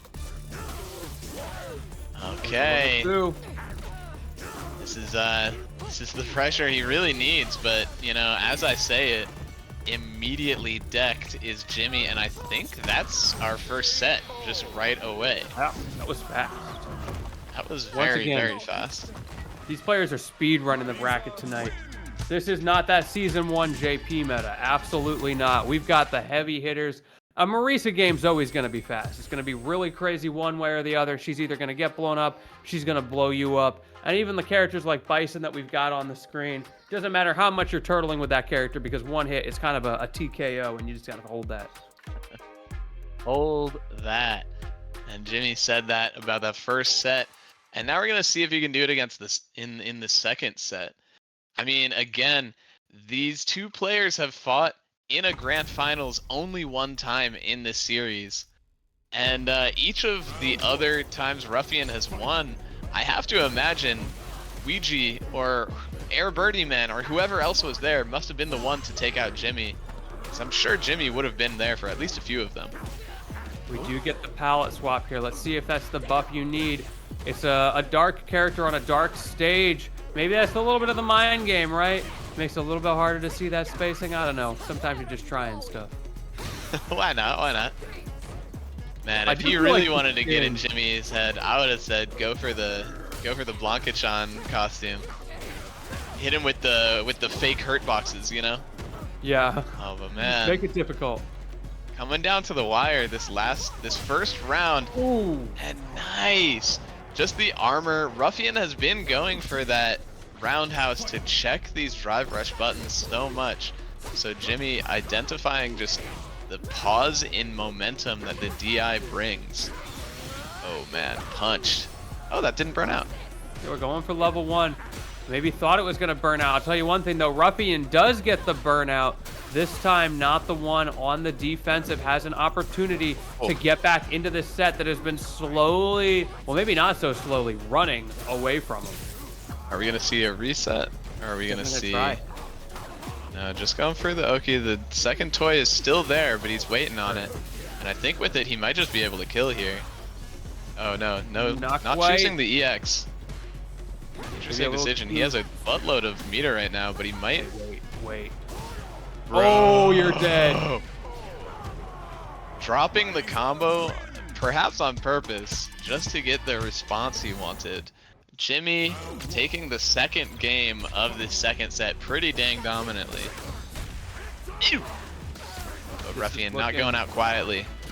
Big DI. Right now.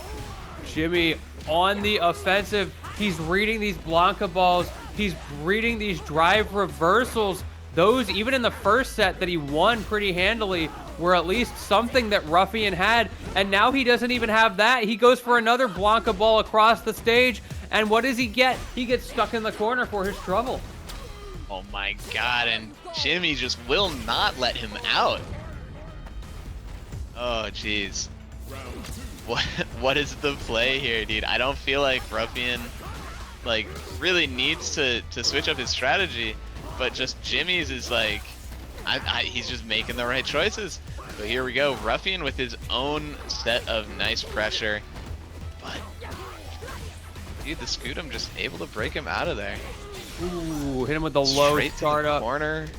And the beauty of this, look, you've got that max 50% scaling. It doesn't matter that you started out off of a light, and more importantly, you've got him into the corner, like you were saying, and almost burned out. There it is, and another beautiful read from Jimmy. He keeps finding them. Bro, at a certain point, you gotta start saying that these are just like forced errors. I think Jimmy really just forced the fear deep into Ruffian's heart. And I don't know, Ruffian just not ready to play with that fear perhaps. But here we go, the reversal of fortunes, Jimmy being pressed to the corner now. These jumps, dude. Okay. I'm telling you, they're playing hopscotch out here. We're back on the playground. For real. Players are 8 years old. No, I love it. Okay, but the super and the armor is gonna net us the nice extra damage.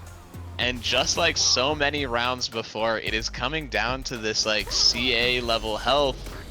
The DI off, but this time Ruffian. This is not his first round, is it? I feel like he has not gotten. Is that his first round? Sheesh. Okay. Almost on the board. That much closer. It's been rough for sure. Jeez. Ruffian, he keeps having strong openings to rounds, and then Jimmy either claws it back or just does this at the beginning where he gets you in the corner. Hold this grab mix up. What, are you going to jump? Yeah, I knew you were going to jump. Okay, this time he misspaces it, but it doesn't matter because he's able to keep him in the corner. Okay, really important back throw. Or not even a back throw. Didn't even get the back throw. Getting level 2'd. Oh, man. This is your last life. Ruffian with his back to the wall figuratively, and give it a couple seconds. He does have that meter advantage. This is an opportunity. It is not over yet for Ruffian. If he can use those resources like he's doing right now, gets that hit confirm into all of this damage, reset with the strike throw mix, that high, that low, gets the low into a confirm, into the corner carry. Yeah, and just gave the level 1 to Jimmy. He might be thinking about that, but no, going for that meaty anyway. Ruffian on the scoreboard. We're on the board. Finally taking this 2-1. Not out without a fight, he says. This is where you can start to steal back that momentum. Jimmy did a great job of resource management, but Ruffian did a better job of forcing him to use it. And that goes a long way when you finally do get in and you guess right on those level 2s. We saw how well Ruffian is able to do damage, just like Marisa. Yeah, and just as you say it, we get that nice like jumping combo. The jumping roundhouses are coming right back. Oh, wait a minute. Catches him swinging, but he drops it. No, you cannot give Jimmy this. Oh. Okay. Everybody deep breath. Hey, good match. I was so ready for that to just be it, the way Jimmy has been playing. But instead, Ruffian throwing out these mix-ups. That's something he loves to do deep into the set when you're not expecting it. He goes sicko mode with these throws. Now throws a couple of strikes on top. This time, Jimmy gets the throws, and it's Ruffian who's stuck in the corner after doing all the corner carry himself. Oh, but a big anti-air level 3 is going to put Jimmy at some pretty low health. Both players still in burnout. But what is the play here? Chip is not... Oof. Catches the jump, perhaps. Hold up. We're sudden. Man, just like that, really quickly, we're back to 2-2. Any player could get it. Everything behind. It doesn't matter that Jimmy 3-0'd him in winners. Or in Grands set 1, because Ruffian is reverse 3-0ing him right now. Let's see if he can finish it off. Ooh, tries to bait something out. Ruffian doesn't give it to him. No throw tech attempts there. And a great opener from Jimmy. This is the start he needs. You know you're going to be nervous right now. You know my man, he is shaking on the sticks right now after having such a lead, and all of a sudden, you're in the corner against Ruffian on an even game count. Yeah, imagine winning 5 games straight just to lose 3, and that's the whole tournament. But it is very possible. Oh, big kick to the face. Ruffian, though, with his back to the wall again. Jimmy taking that round was so huge. And neither player really sitting on a ton of meter. This is like possibly as even as a uneven round count could be right now. Once again, it's so back and forth. Those little pokes. That's Finally, so Jimmy gets the opening. That's the big damage. The starter goes for an armor check there. This time, Ruffian is the one who comes out victorious, but he's still stuck in the corner. Yeah, the fact that he's still checking those scutums and checking those grabs is really important to see. His heart is still in it, but that whiff punish might take it right out. Does this actually kill? Oh, you did build the level 3. It Yep. definitely does. Jimmy DR is going to be your champion for his second time, winning Rainier Rushdown Season 2, Volume 12, with a reverse 3-0 denial. Very, very impressive stuff. That got scary at the end. Great stuff to Ruffian. Taking that deep breath, doing the palette swap, what he needed to get back into that round. But in the end, it wasn't quite enough. Very impressed with just the level of adaptation we saw. Everything from like, there were just a couple games in there where like, okay, now we're bunny hopping. Now we're punishing bunny hops. And it evolved so rapidly throughout that set that it was hard to keep up with. Yeah, but man, both players doing such a good job of keeping up with it themselves, clearly, because those games, I mean, those interactions more like we're just going back and forth and back and forth. So definitely excellent showing to both players.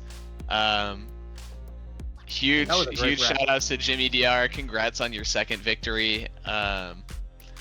And just thank you everybody for coming out. We'll be back in 2 weeks.